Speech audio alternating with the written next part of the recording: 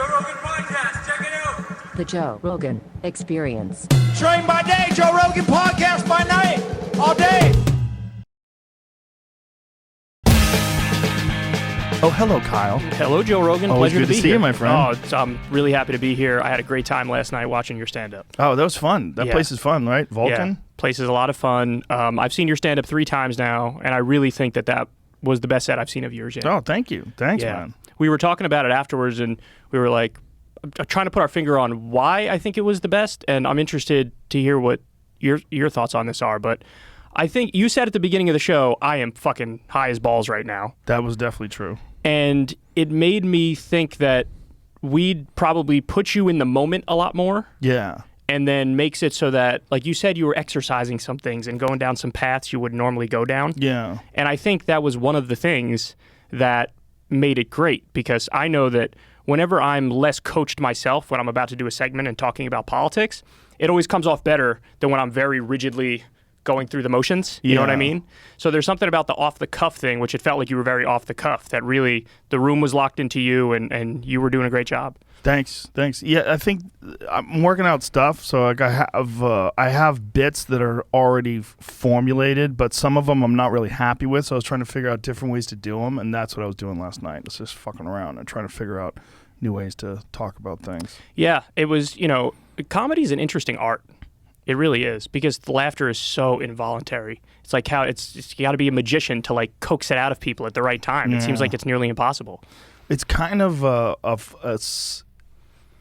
sort of like a mass hypnosis. Yeah. That's what it's kind of like. It's like you're getting those people to think the way you think. You're like bringing them into your head. Yeah.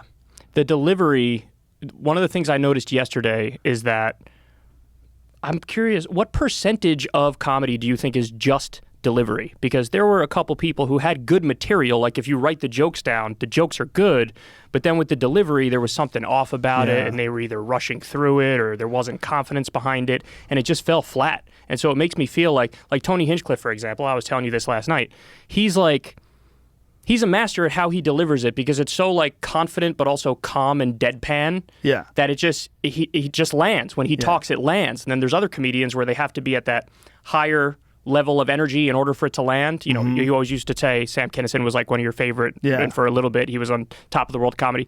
It's interesting that the delivery seems to be almost the majority of the material. It's not even about the words. It's about how you say the words. It's both things. But you're right about Tony. Tony has a perfect style for his personality too, where he gives you time to think about things and then he hits you with the punchline. You know, he gives you like just a right amount of pause. And it's like if you wait an extra 3 seconds, it's not as good. Like No, you gotta get right in there. It's weird. It's a weird art form. For sure. Yeah, I feel like I learned that lesson the hard way when I was the loudmouth, annoying kid in college talking about politics and debating the teacher.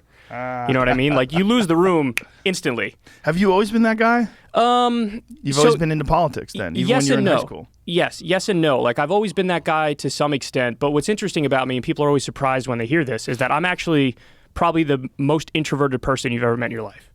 Really? You are? Yes. And I don't think you're definitely not the most introverted I've ever met in my life. So, I've met some people that could barely talk to people. You talk for a living. I do talk for a living, but the thing is, I get more energy and more happiness from just being alone than I do when I'm with people. When I'm with people, it's like a drain on my energy and I need to get away and relax. But when I'm by myself, I have endless amounts of energy. And that's, according to some psychologists, that's the definition of an introvert. And so even for my show, I mean, I have 2 different shows, Secular Talk and Crystal Kyle and Friends. But for Secular Talk, which was, the original, all I'm doing is monologuing for 2.5 hours. Yeah. And if you're able to monologue for 2.5 hours, you actually need to be somewhat introverted because I have nobody to bounce off of. Right. So I just got to go in my own mind and like branch off of other things I say. And so it surprises people when they hear that. But yeah, I know how to talk, but I'm very introverted. I have thoughts on that because I think that's like a special kind of muscle that you develop, a special type of endurance you develop. Like Bill Burr's the best at that because Bill, his entire podcast for years is just him ranting. Yeah. And it's an amazing way for him to create new material too, because he's always got fresh new bits. And I think it's like a farm for his material. He's always ranting about things, but he doesn't even have anybody to bounce things off of. Tim Dillon is also fucking amazing at that. And in one way, Tim's got Bill he's got like an advantage is that he has his producer Ben who sits in on every session. Yeah. And so he has like one guy who is right there with him who laughs at everything he says. And so he has a one-person audience. Yeah. And a one-person audience that he knows forever. They're super comfortable with each other, and he knows how fucking crazy Tim is. And Tim's wearing sunglasses now in most of his videos for whatever reason. Like he's doing drugs without doing drugs. And he's just ranting, and then Ben is laughing. And that's a special it's a special thing. I've done like a couple solo podcasts. They're weird. It's funny because for me, it feels like the opposite. So when I'm talking on my own and monologuing, I could just go. When I have one other person I'm talking to, like us right now, that's still pretty comfortable and relatively easy. Then when I get to 3 and you actually have to talk for 1/3 of the time, I struggle with that because there are times like I want to jump in here, I want to jump in here. Well, everybody I can't does jump in that. Here. Yeah, but it's tough. That's also an art too, to know when you can say something and when you can't, and because if you jump in at the wrong time, you'll fucking lose people, even if you're making a good point. Yeah, that's a dance. Like when Sagar and Crystal and I were doing a podcast yesterday, you have to figure out each other's rhythm, and then you're dancing, and you got to know like when to let someone continue, and you got to know when to jump in, and it's a weird little dance. Yeah, there's a lot more to it than people would guess. So, yeah, when I do my podcast with Crystal and we're interviewing our guests, it's sometimes it took me a while to get used to it before I could like sort of relax and know when to talk. Whereas when I'm on my own, I just go. Or when I'm talking to you, it's relatively smooth as well. Do you guys have headphones when you have more than one guest? So even when you have one guest, like you and Crystal, do you wear headphones? No, we don't. But most of our guests are also not there in the studio with us. But even if they're not there in the studio, you should wear headphones because headphones put your voice volume at the same level as mine. So when I'm talking or when you're talking, if I talk over you, I hear it and it's like jarring and it lets you know how the audience hears it. Because if we're doing this like this and we're talking at the same time with no headphones on, that's how people talk in normal conversation. It sounds fine.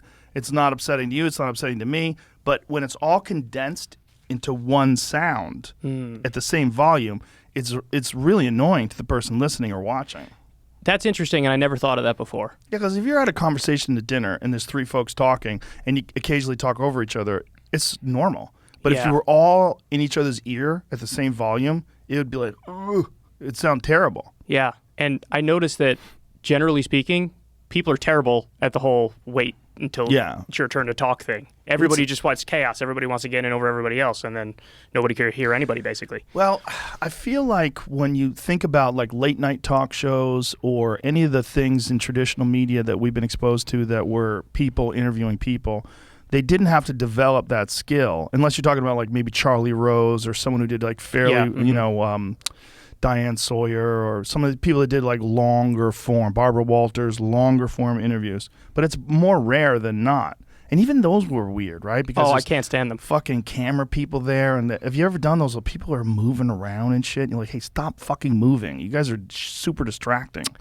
I don't know how that format ever really took off because through today's eyes, it just looks like an inferior product and viewing experience where you have 2 people sitting there like the way David Letterman or Jay Leno used to do it, and that's not a knock on them personally. It's just the format of the show. It's a contrived conversation in a 3 or 4 minute soundbite, and then you cut to the fucking band, and then you cut to the audience and see grandma like clapping and everything. It just seems so contrived and so fake. And when you compare that to today with podcasts, even if I don't necessarily agree with whoever the podcaster is, whether it's political or comedy or whatever, you still get something that's more raw, and just the fact that it's more raw lands more because it feels more real, and so it touches on something that's important.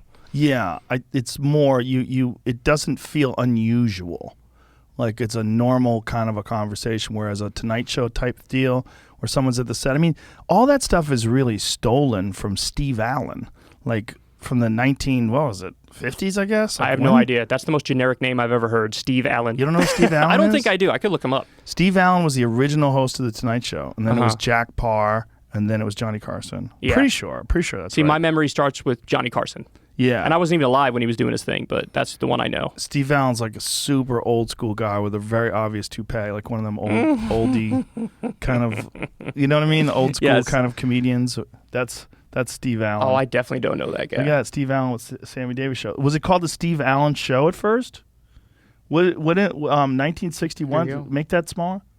It goes, okay. The Steve Allen Show from 1956 to 1960. When was he? But didn't he host the Tonight Show? Google Steve Allen the Tonight Show. Okay. The Steve Allen Show is the first in a series of primetime spin-offs from the Tonight Show. Oh. So he had the Tonight Show, all which were named after the host Jack Parr, 62 to 65, and Jay Leno, so who would follow in Allen's footsteps. That's weird. But wait a minute, I'm confused. I thought Steve Allen was the host of the Tonight Show at one point in time, because it's saying the Steve Allen Show. It says it was a spinoff. Spinoff from the Tonight Show, but I thought he was the host. It says all of which were after the host Jack Parr. And Jay, okay. Interesting. So wasn't Bob Hope one of the originals, or is that not the same format? I think that's a totally different thing. Okay. I don't think Gotcha. Bob Hope was. Well, let's see. I know that Joan Rivers hosted it for a little bit, but she was like a fill-in. There you go. Okay. Steve Allen, you're right. 1954. That's right. Okay. So Steve Allen was the original host. Oh, and then there was Ernie Kovacs. Look at all these different fucking hosts. I didn't know about all these people. Ernie Kovacs. He started in 56. So Steve Allen started The Tonight Show in 1954, and it went on until 1957. Then Ernie Kovacs only did it for a couple of months. Guest hosts. What? They're almost like guest hosts. Like this guy did it Maybe, for, right? Oh, yeah, because it says just a few days. Yeah, right? Yeah. No. Start Well, this guy date, did January it 28th. for 6 months. This Jack Liscooley did it for 6 months. Like, if you're like, yeah, my father used to host the Tonight Show. His name was Jack Liscooley. I'd be like, shut the fuck up. Your dad didn't host shit. But meanwhile, he did, and now I'm wrong. Go back to that. Al Jazzbo. His name was Jazzbo Collins. If you told me that was a real person, I'd be like, there's no one's... American disc jockey and musician, it says. And then Jack who Parr. hosted The Tonight Show. So Jack Parr did it from 57 to 62. Look at that picture. Look at that. He looks like Pee Wee Herman, who got caught jerking off in the theater. Remember that? You remember that? I do. Yeah. He was like one of the first people to get canceled. Yeah, that's right. That Was was he a big arrested deal. for that? I believe he was. Did he go to prison? I think he went to jail. I don't think he went to prison. I think they arrested him and then released him. So here's a question. Was it like one of those, you know how they used to have like the porn theaters? Yes. Is that where he was beaten off? Yes. Yes. Isn't that like the point of those things? That's what I thought. And I think they were trying to clean those places up because I think it's a gay porn theater. Okay. So it's probably rooted in homophobia because I don't think they're stopping people from jerking off in regular theaters that show porn. Oh, that's an interesting theory. I never thought of that before. There was a theater right down the street from my friend Eddie's house. He used to live in West Hollywood, and it was like always like the hardest of hardcore porn, gay porn that they were playing there. And it was all like, black poles, white holes, like that kind of shit. And it's like that's what was on the marquee. The boys of summer, and you'd have like all these guys like wearing bikinis, like hugging on each other, and you would drive by it, and like I would always laugh at the different titles of the. So here's a question: who in today's day and age, if anybody, actually goes to those giant like porn stores, those adult themed? They still exist. They still exist. You know what? I passed a bunch of them out here. coming here. Yeah, out here in the South. A lot of them exist. a lot of them in Texas, a lot of them in Tennessee. I think we saw a bunch, and I'm sitting there like, hold on, I thought these were the conservative states where like they care about family values and all that stuff, and then you got these big, giant porn stores. I found that fascinating. It is fascinating. But who goes to that? Is it like some lonely trucker who's 78 and he doesn't know that there's an internet? Right. Well, what do you get out of those places? They're selling DVDs? Is that what they're selling? I don't know. I've never been in one of them. Who's selling DVDs anymore? That's another good question. I have no idea, but there's obviously some percentage of people who haven't really caught up to the times. And so, like, I looked at this survey recently, and Pornhub was like number one in terms of people's porn viewing habits. But then there, like 5 or 6 things in, getting like 3% was porn.com. And I was like, that's definitely some old dude who's sitting there, doesn't know any porn sites, and he's like, what if I go to porn.com? Is it going to show me some big hooters? Maybe it's a really good site. Maybe we shouldn't be knocking it. I don't know. Do you think that those big warehouses are selling like toys maybe? It's probably anything you could think of with sex. BDSM stuff, leather shit. Leather shit. Nonstop. Yeah, probably some leather shit. Yeah. But it's funny to me that like, and they also have those porn star expos, and there's people who follow these porn stars in a way that's like, they base their identity around it. Like there will be porn stars who are very niche famous, and they have a line of dudes who are like 1,000 long who are just waiting to get their one moment with the porn star. Yeah. Imagine if you're that gal and you got to take a picture with these guys, and they put their hands on you and grab you, and some of them probably have jizz in their hands on purpose, right? Just so they can mark you. It's a dark thought, but I mean, it's got to happen, right? That's definitely never happened. Yeah, they probably would. If I was one of them gals, I would make them spray their hands down and give them a thick towel. Like, rub your hands down. Okay, now we can take a picture. I wonder how big they really are, though, because still, you feel socially like a lot of that stuff is underground. But is it really underground? Yeah, exactly. That's my point. They have those expos in L.A. Right. Where they were doing it at one of them big convention centers. They're big things. Right. Yeah, they're big deals. And people don't feel, I mean, credit to them, but people don't feel like weird going in there and being seen at them and being around other people who are like, hey, I'm fucking horny. You horny? Sure, I'm horny. I bet there's a lot of fanny packs in those places. Definitely a lot of and this is coming from a guy who wears a fanny pack. You love them. You love those fanny packs. I can't talk. Them. Remember I wore the phone clip a few times ago when you were commenting? phone clip is fanny pack adjacent. It certainly it's is. kind of in the neighborhood. Yeah. No, I liked them, though. Their fucking fanny packs are great. I don't give a shit what anybody says. I wear them all the time. I've never given those a fair chance. I got one for you. Oh, you do? Yeah. Do you want one? Yes. No, you won't wear it. You won't wear it. You're scared. Would you be scared? A little bit. I mean, okay, listen. I'll give it a test drive. Man. I'll give it a test drive, Joe Biden. Joe Biden owns Come On Man now. That is true. He really does. Come on, man. Crystal was just showing me a video that he flipped out at some reporter today. Did you see this? He's at this summit with Putin, and Biden lost his shit. He was asked a question that he didn't like. He turned around and started yelling. No. Yeah, no. He was very cranky old man status in this. Dude, I think it's from Fox News, Jamie, if you want to show Joe that. He's legitimately falling apart, and it's really sad. You know what's really weird, though, is the media's... First of all, the left-wing media completely ignoring how odd it is the way he behaves. Like the one 9-year-old girl that was sitting there with her legs crossed, like, look at her over there, look at like a 19-year-old girl with her legs crossed. Like, what the fuck are you saying? Like, what is that? So there's... I'm sorry, go ahead, yeah. But then they'll, like, pretend things are happening that aren't. Like, Glenn Greenwald called it out today on Twitter. I was reading his Twitter feed. Some guy was talking about how Putin and Biden shook hands, and then how Putin looked away, and then Biden's looking him in the eyes, as if he's trying to say that in any way Putin is scared of Joe Biden, that Joe Biden is like dominating Putin.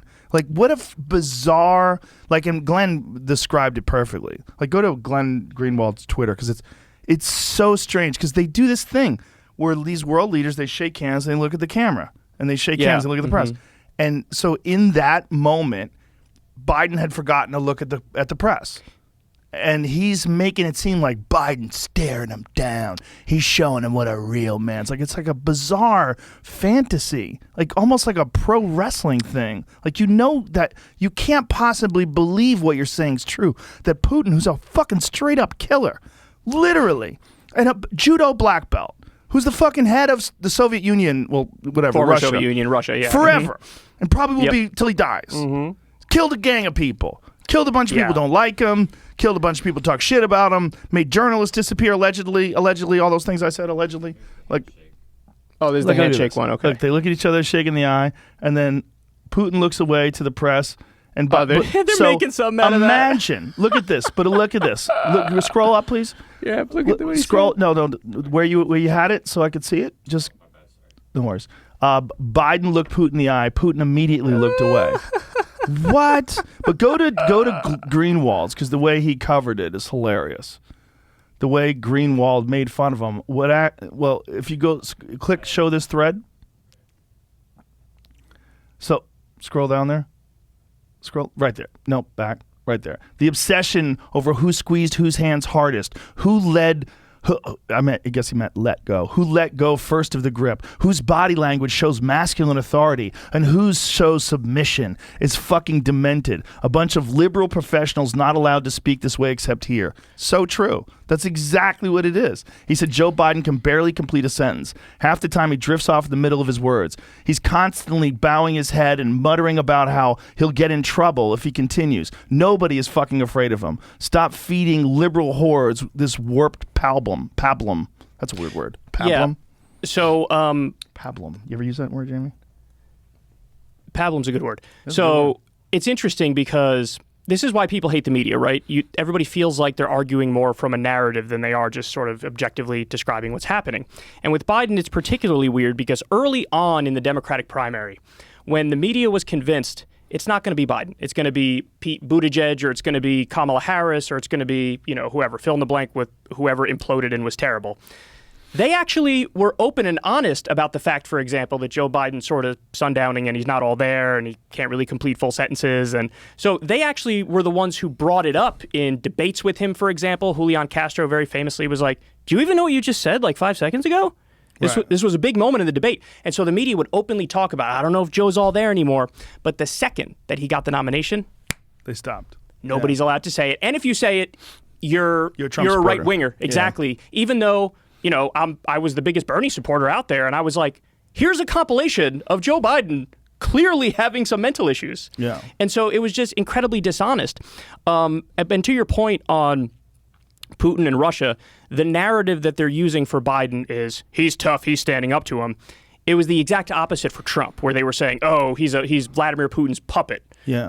And they're actually incorrect for both of those things. So in terms of what Trump was doing, Trump bombed Syria, who's Russia's top ally. Trump rejected this pipeline called the Nord Stream pipeline, which would have greatly helped Russia. Trump armed Ukrainian rebels on the ground who are fighting Russia. Trump did a NATO buildup on Russia's border. Now, I don't agree with those policies, but those policies are incredibly hawkish and raise tensions with Russia. Now, in the case of Biden actually just approved the Nord Stream 2 pipeline, which is a pipeline that's going to greatly help Russia because it makes it so that Russian oil and gas is going to be used in Germany now.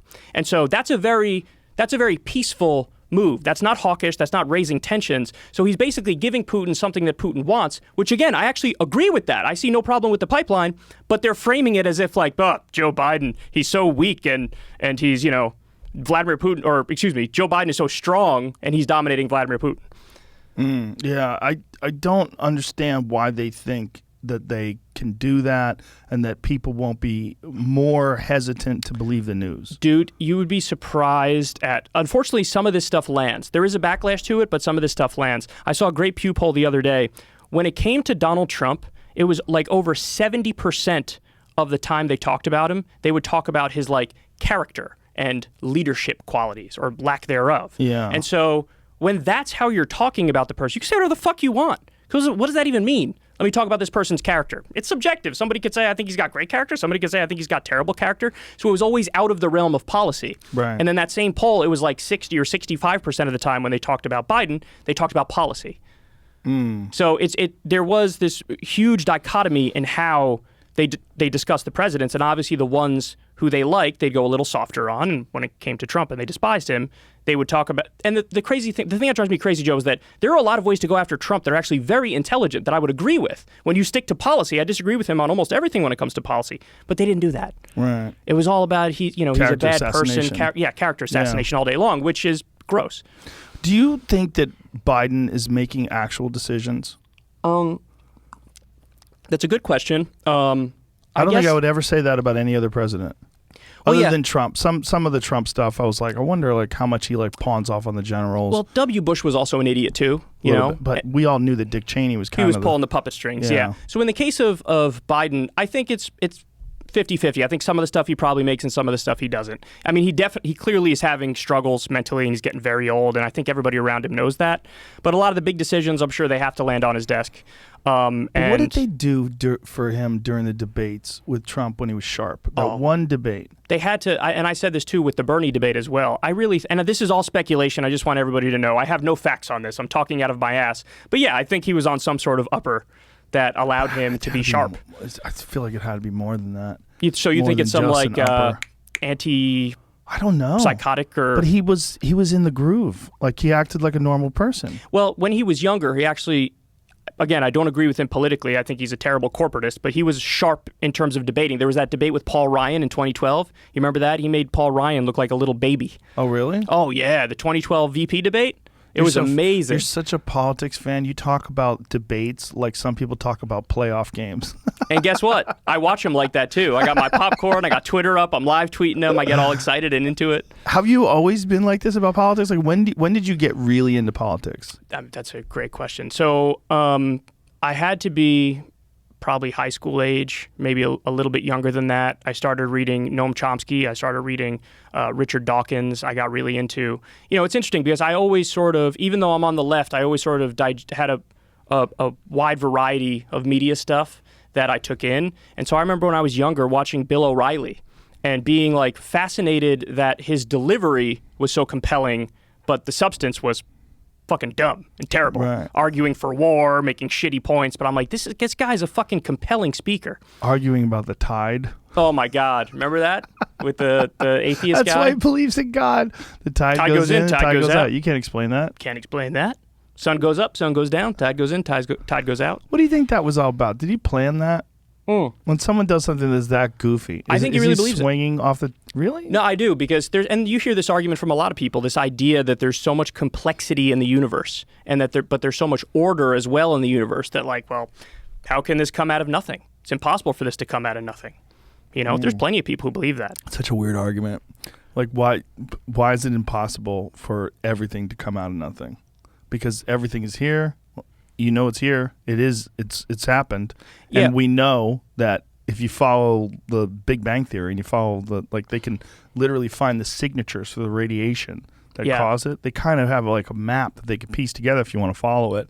Like, anybody that would say that there's no way. Like, well, not only is there a way, they can show you all the steps. They can show you the transitionary fossils. They can show you single-celled organisms. They can show you how these organisms exist in these cruel and difficult environments, and that they slowly adapt to different environments. Like, it's all laid out, man. Yeah, there's a great counter argument to that I found really compelling. A counter argument to the God point. Like, if God created everything because everything's so complex and needs to have a creator, then that God who created everything would need to be infinitely more complex than the thing that they created. So then you're just passing the buck and saying, well, now was there a super God who created the God?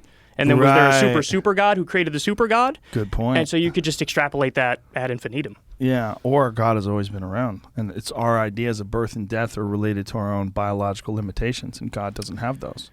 Yeah. I mean, I don't know what your thoughts are on this stuff, but I'm just humble in the face of all of it, and I always say I have no fucking idea. Oh, yeah. I don't know any. I don't know anything. What did you show me, Jamie? This video went around last week. It almost seems fake. I don't think it is. Just like he's saying with Bill O'Reilly, like this a representative asking if the Forest Service or land management can change the orbit of the moon so that climate change can be alleviated. The what? Service and the BLM, you want very much to work on the issue of climate change. I was informed by the immediate past director of NASA that they have found that the moon's orbit is changing slightly, and so is the Earth's orbit around the sun. We know there's been significant solar flare activity. And so is there anything that the National Forest Service or BLM can do to change the course of the moon's orbit or the Earth's orbit around the sun? Obviously, that would have profound effects on our climate. He's my favorite Republican congressman. He's so dumb. Who put that up? Who is this guy? It's Forbes. I mean, he's from here. He's from Texas. His name's Louis Gohmert. Of course he's from Texas. How dare you? He's without a doubt the most fun Republican congressperson because he's got a highlight reel that's endless of him saying shit like that. Oh, I need to see it. Please find more. Can you imagine what a giant, colossal fuck up it would be if you let a guy like that do an experiment where he moved the moon? We're going to move the moon a little bit. I would love to see the proposals of people that are going to take the money he's offering to move the fucking moon. Just move it a little bit. Just move it a little bit further out. Shoot a laser at it. So this guy, he said that Hillary Clinton, had she been elected, she would have banned Christianity. Oh, wow. That would have been a bold move. Yeah. This guy, he also thought that Barack Obama was going to resurrect the Ottoman Empire in a speech he gave on the floor. He said it. Speech on the floor of Congress. He said he's afraid that Obama will resurrect the Ottoman Empire. No, this guy's great. This guy, he's literally one of my favorite. How did he get elected? Is he like one of them weird districts where there's only like 14 farmers? Very likely, yes, that's the case. I don't know how big his district is, but he's been in there for a while. He's been in there for a long time. He takes care of the cows. He's one of my favorites for sure. That whole thing. Well, is it possible the Bureau of Land Management? That's BLM, not Black Lives Matter, by the way. That's what he's talking about. Oh, that's what you're talking about. For the people that think BLM. I was a little confused at that. I was like, wait. Bureau of Land Management is what he's talking about. He also famously said one time, don't cast aspersions on my asparagus in the middle of a committee hearing. He thought he was saying something else, but he said those words.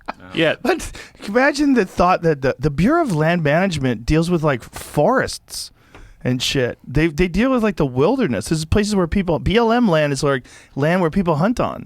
And he's like, go move the moon. Like he didn't even know that NASA's responsible for that. But NASA can't even move the moon. You're talking about something that's literally like, what is the moon? Like a sixth the Earth's size or something? Sixth Earth's gravity? The moon. How big is the moon? It's smaller than that, I think. I think it's smaller than a sixth the Earth's size. It's not possible to move it. It's not possible to move it. Yeah, you never know. Yeah. Just get the Bureau of Land Management behind it. What we're going to do is shoot trees at it.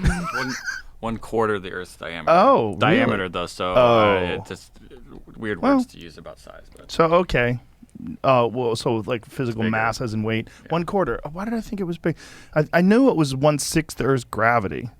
Either way, or is that Mars? A quarter no, is that's Mars. It's bigger than what you were saying. It makes it bigger. Yeah. Yeah. No, it is bigger. But I'm saying I thought it was 1/6 the Earth's gravity. But I don't think that's even correct. Is that right? Because I think that's Mars. I'm thinking of Mars as 1/6 the Earth's gravity. It's 1.6. It says it's 1.6 meters per second. Earth's is 9.8. Oh. Times 6. That's close. Yeah, so it is. Yeah. What is Mars? Mars is like 1/4 of the Earth's gravity, I think. Something along those lines. There used to be, was it life on Mars? Yeah. I don't mean, obviously, advanced life. I mean, like, you know. There was something. Was it Mars? One of the theories as to how we started to exist is some sort of meteor or whatever coming from Mars and landing here in some primordial soup, sparking some sort of biological organism. So that would mean we're all technically Martians, if that's true. It's called panspermia. Yeah, it's a theory that biological material, like amino acids and things like that, are carried on asteroids. They slam into Earth. It's also a theory about mushrooms, because apparently mushroom spores can survive in a vacuum. Paul Stamets explained this to me. I want you to hear what Louis... No worries. Paul Stamets explained it to me in a way that I will not be able to recreate, but that the psilocybin mushrooms, maybe it was Dennis McKenna, psilocybin mushrooms in particular are so unusual that they're not connected to any other life form on Earth, like in a direct way. Whoa. Where you can say, well, it's just like this or it's just like that. He was explaining something about it, and I'm going to fuck it up, and I probably already did. That's intense, though. Yeah. I've never heard that before, and that's really, really intense. The idea is that they're aliens, and that it is an alien life. And it's one of the reasons why when you take them, you feel like you are communicating with aliens, because that's how they communicate with you. That would be a complete mindfuck if that were real. It might be. I mean, so there's a lot I want to ask you about psychedelics, because, I was telling you before the show that the last time we spoke, I told you I'm notorious for getting way too high and feeling paranoid. Yeah. And I would say that 50 or 60% of the times in my life that I smoked weed, I didn't do it a lot, but whatever, 20 or 30 times, and at least half the time I felt really paranoid, to the point where I'd be like curled up in the fetal position on my bed, afraid that something's going to happen. And it's like, what am I fucking afraid? I'm totally fine. I don't know why I'm afraid, but I was just afraid, right? So... But you told me, it was in one of our previous podcasts, you're like, hey, jackass, just take a couple hits. That's what you're supposed to do. You're not supposed to smoke half a blunt to the face like a idiot. Like a rapper. And that's what I did. I did it like this fucking awkward, skinny teenager smoking half a blunt to the face. So anyway, when I took 2 or 3 hits, I was like, fuck, Joe is right. This stuff is nice. That's nice. Yeah, so what I would feel is the most prominent thing that happened every time I did it is I would forget everything that happened in the day previously to that point. So whereas previously I'd have some sort of subconscious map of my whole day and where I was throughout the day, it made it so that was all gone. And now I was just in the moment, in the here and now. The other thing it did is I describe it as heady. It made me like very analytical, but analytical in the moment, where I was thinking of things I wouldn't normally think of. And other than that, it sort of like relaxed me. And it also I feel like it makes touch feel different. It makes touch feel like more intense. Yeah. You know what I mean? So those were my experiences. And now we're thinking about potentially psychedelics, so mushrooms. And, I need some guidance. I think microdosing is the way to go up front because, to be honest, I'm afraid if I go deeper than that. What should I expect from a microdose if I do it? Well, a genuine microdose essentially brings you one notch above sobriety. And it's almost just like, just a little this. Is it euphoric? You feel euphoric? Yeah, you feel nice. You feel like a little calmer, a little more connected to things. You feel like a little alleviation in anxiety. There's some work that's been done in the past. I can't remember the scientist's name, but McKenna used to bring him up all the time, that showed an increase in visual acuity and edge detection, meaning when people were on low doses of psilocybin, you can detect, like you see, if two parallel lines and one deviates slightly, you would be able to tell quicker with psilocybin than you would in sobriety. Whoa. Yeah. So they did several tests on this, and they showed a marked increase in visual acuity for the people that took psilocybin. So do you think that it makes you tap into something that's just as real as normal sober world that we can't access normally? Do you think that's a potential? It's hard to say, right? Because if you were talking to a neuroscientist and you described the effects of psychedelics, they would probably say something is severely perturbing your visual cortex. It's involved with all these chemicals, and you're getting this distortion, and you're getting this hallucination, and it feels amazing because you're going. It seems real because it's like these compounds are affecting the actual visuals that you receive, especially when you close your eyes. You see these wild, crazy, like Egyptian iconography and weird, crazy stuff. But a hardcore cynic would say this is just because a chemical is perturbing your consciousness. And it's just whatever exists normally that interprets the world around you, now it's interpreting through this stuff that's not supposed to be there, and this stuff has a wild reaction. Now, if you were more, I would say open-minded, but really the word is probably like true believer. That's the better expression. Like some people go, this is a chemical gateway to enlightenment and spirituality. I'm like in the middle. Yeah. I'm like, I don't know. I don't know what's happening, but here's my thought on it. If there was a thing that you could do, like a doorway you could go into or a pill that you could take, like imagine if, angels came down from heaven and they said, listen, we have a pill that you can take anytime you want to experience divine wisdom. And it's real. You'll experience divine wisdom. You'll be in the presence of God and pure love. And all of the souls from all of the people that have ever lived will caress you with wisdom and honesty and knowledge. And then you'll come back down to normal and exist in normal life. The experience you would have is exactly the same as the experience you would have if you're on a heavy dose of psilocybin. So whether or not it's real is super subjective because you're talking about an experience that's absolutely happening. But is it real? Well, what's real? We look at real in terms of like this coffee mug is real. If I put it on a scale, it will register. If it's full, it'll be heavier. This pen is real. This table's real. I can move it around. You're real. I shake your hand. I give you a hug. We're real. But that's only like physical experiences that are tactile and measurable here on, conscious Earth. This experience that you have when you're on psychedelics is insanely vivid. You are taking it in. Something is happening. Even if that something is non-material, and even if that something exists only in your imagination, it still is real. Like it's a real experience. So whether or not it's almost like you're splitting hairs. Whether or not you're actually encountering wise entities from another dimension, or whether or not you're just out of your fucking mind on mushrooms, the same experience occurs. And when you come back, you do have this sense that you have been in the presence of something far wiser than you. It's exposed all of the things about you that perhaps you're ashamed of, or maybe you're lying to yourself about, or shielding yourself from, or maybe you're too hard on yourself and it wants to embrace you with love. Maybe it allows you to look at some of the anxieties maybe you're carrying around and say, these are unnecessary. And maybe it allows you to look at the impact that the world, the human beings are having on the world. That's one thing that comes up over and over again, particularly on psilocybin, is that people have this sense of that humans are destroying the world. Whoa. It's almost like you get these visual images of pollution and strain on the Earth's ecosphere and strain on all the ecological environments, whether it's the ocean or the jungle, and people have these wild visions of the horrible things the Earth is doing.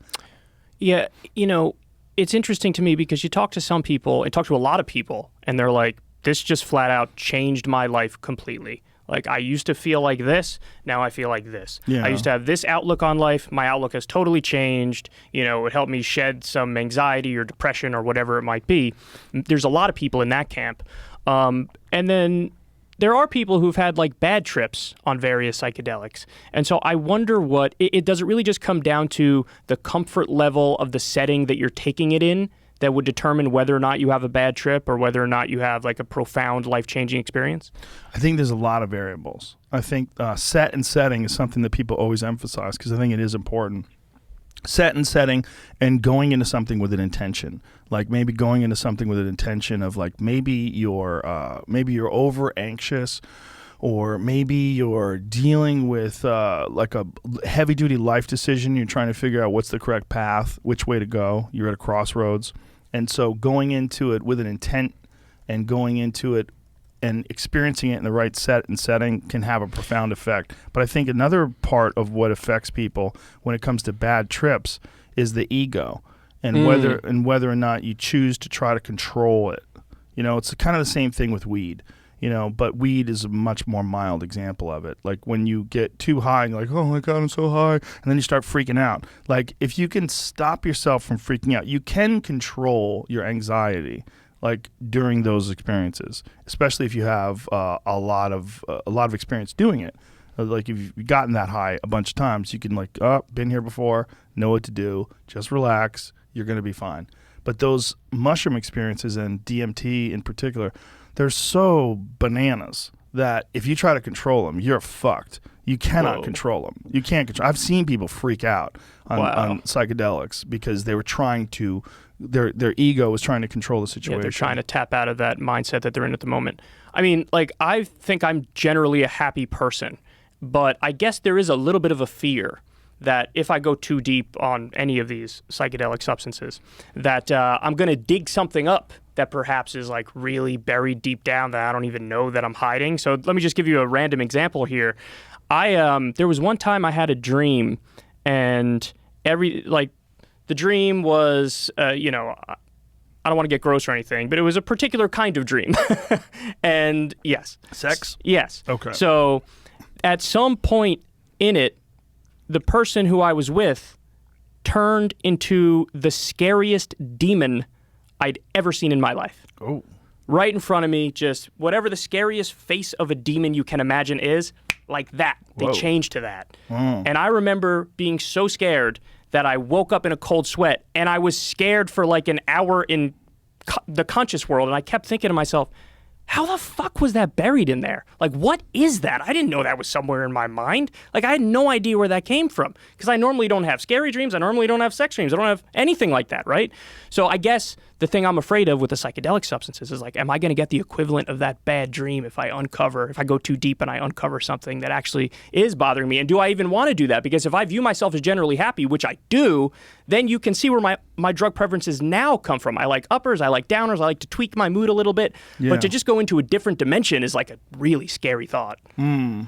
Well, I'm not a dream analyst, but if I was, I would analyze that and say you're probably worried about getting really close to someone who turns out to be a fucking nightmare. That you may have some like either some memories or some experiences with people in the past where, like sometimes in a relationship, a person presents themselves as one thing, and then the relationship gets intense and hot and heavy. You move in together, and then all of a sudden you're like, oh my God, I live with a psycho. And you didn't know, right? That's happened to a friend of mine. He had a really hard time getting her out of the house. She didn't want to leave. Whoa. Yeah, it's crazy. Like they got too quick. They went too fast. Yeah. And next thing you know, you're living with a psychopath. And you're like, I got to get the fuck out of here. And I think he wound up moving out of his own house. Yeah, it was a crazy story. But anyway, more people have had experiences where, you think this relationship's going to go one way. And then as time goes, like how many people...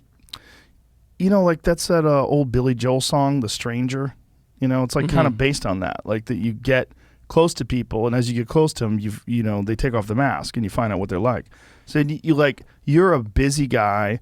You're also a very ambitious person, and you're very involved in your work. And I think most people that have a very involved career and they have a lot going on, they're terrified of some massive distraction, some massive monkey bar that gets, or monkey wrench rather, that gets thrown into the gears and fucks up their life. And it happens to people. Yeah, I'm believe it or not, I'm actually not that ambitious. I'm very like orderly and structured and obsessive. So it manifests into something that looks like ambition, but it's actually not ambition. Well, you're disciplined and you work a lot. Very disciplined, yes. And Very you work disciplined, a lot. work a lot. That is very true, yeah. A bad relationship with someone who's completely crazy could fuck that up. And you could, listen, people have done that before. You get involved with someone and then all of a sudden they're stealing money for you and credit card fraud, and people are crazy. Like, and you don't know. Sometimes you don't know until you might be with someone for like 6 months and you go, hey, how's it going with Shirley? Oh, she's great. 5 months later, dude, let me fucking tell you, I had no idea. First of all, she was doing meth the entire time I was with her. Her sister just got out of jail. Next thing you know, her sister's living with me. Shit's missing in my fucking house.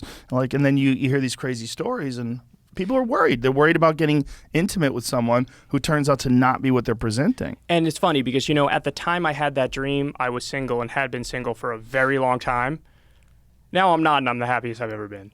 So, it's weird because that dream came at a time when there was seemingly nothing that could, because not only was I not with anybody, I wasn't even looking for anybody. And so for that dream to hit me at that time, that gets back to the point about psychedelics, which is I'm afraid there might be something there if I go too deep that I'm going to uncover. And then I don't know, is there any putting that genie back in the bottle if I go down that path? You know what I mean? Which is why a microdose, I think, is a good idea. You start with a microdose, see how you feel, dip your toe in the water, and then take it from there. Dude, I had a dream once that Godzilla was chasing me on a skateboard. I don't think you need to worry. I don't think I'm really worried. I'm not really skateboarding, and I'm not really worried about Godzilla. I think they're just dreams. Yeah, sometimes I think that random dream theory actually might be the one I believe the most, because there's chaos in all these dreams. Anything could happen. And especially since you were single at the time. Mm-hmm, yeah. When you're single, you're like looking, right? And when you're looking, you're like, God, I hope I don't meet a psycho. Well, I wasn't looking because I'm like you were saying, I'm sort of obsessive about my work, and that's all I really cared about. And so maybe you were worried that one day they would find you, and you would be so busy with your work that you wouldn't be paying attention to all the signs, and then they would get you. I got you, Kyle. I can still see that demon face to this day. Oh my God! What was it in? Was it in The Exorcist? That's quick thing that flashes on the screen, the scary face in The Exorcist. Jamie, see if you could pull that up. Type in scary face in The Exorcist. There's a 0.1 second in the movie where they put this demon face on the screen at the appropriate time, and then it's like that. Right. But wait, it's not just that. It was more than that. It was like that face, and then with the pins from that Hellraiser guy. Is Hellraiser? Is that a thing? Pinhead. It was like that with the Exorcist demon, and then make it red and somehow even more scary. Yes, it was like that with Pinhead stuff, and then red as well. I forget about Dude, that. mid-fucking. Mid-fucking. It says The Exorcist 10? Oh, is that 10th year anniversary? Wow. That was back in the day, man. When that movie came out, that was the craziest fucking movie of all time. When she came downstairs and pissed all over the carpet and told the astronaut, "You're gonna die up there." Do you remember that part? Yes. That movie was super creepy. They found a way to make it a science in terms of how to make you feel certain emotions. Yeah, and if you go back and watch that movie, it's like, it's so interesting how movies were so different back then. They were different in their pacing. They were different. They trusted your attention span. Like they trusted that you didn't have a cell phone on you, so you're just gonna sit there and watch the film. What are you doing, Jeremy? Sorry, I was looking for the thing about the white face. Oh, it was a quick shot of the demon, right? Quick shot of that thing. Isn't that thing scary looking? Yeah. Kind of scary. I'll fuck that dude up. I've never been a big horror movie guy. I'm not. Really? Yeah. I love them. Yeah, no, I don't like. I'm not a big fan of that. In the same way that I say I'm not a big fan of putting pain with my pleasure, or like getting really spicy food. It's like, what if I made this thing I'm eating shittier? You don't like spicy food? It can't be very spicy. I've learned I have a little more tolerance than I thought I did. I thought I was a hardcore mild only person, but no, I could get a little bit of spice in there. But once it gets mild only person. I thought I was. I mean, look at me. Like potatoes. I'm white as fuck, right? like you're a meatloaf kind of guy. No, I'm not a meatloaf guy. I'm like a eat fast food and die young kind of guy, unfortunately. Wow. Yeah. Reckless. Yeah, pretty reckless. I love spicy food. I love Thai food. I love Thai food, when it's Mexican not too food. spicy, I love too. But it can't be too spicy. I like it lit up. Woo! I like it where I start crying and sweating like a Doesn't pig. that punish you later, though? No. Doesn't fuck your stomach up? No. Really? No, it doesn't bother me at all. That's interesting. But it just, I think it's just a genetic thing. I think that's why. Super tasters. This is why I think it's a genetic thing, because out of my two daughters that are young, one of them, which is really odd, really likes spicy food. Young kids don't generally like spicy food. That's very true. But one of them loves it. She'll take habanero sauce. She'll eat jalapenos. She goes hard.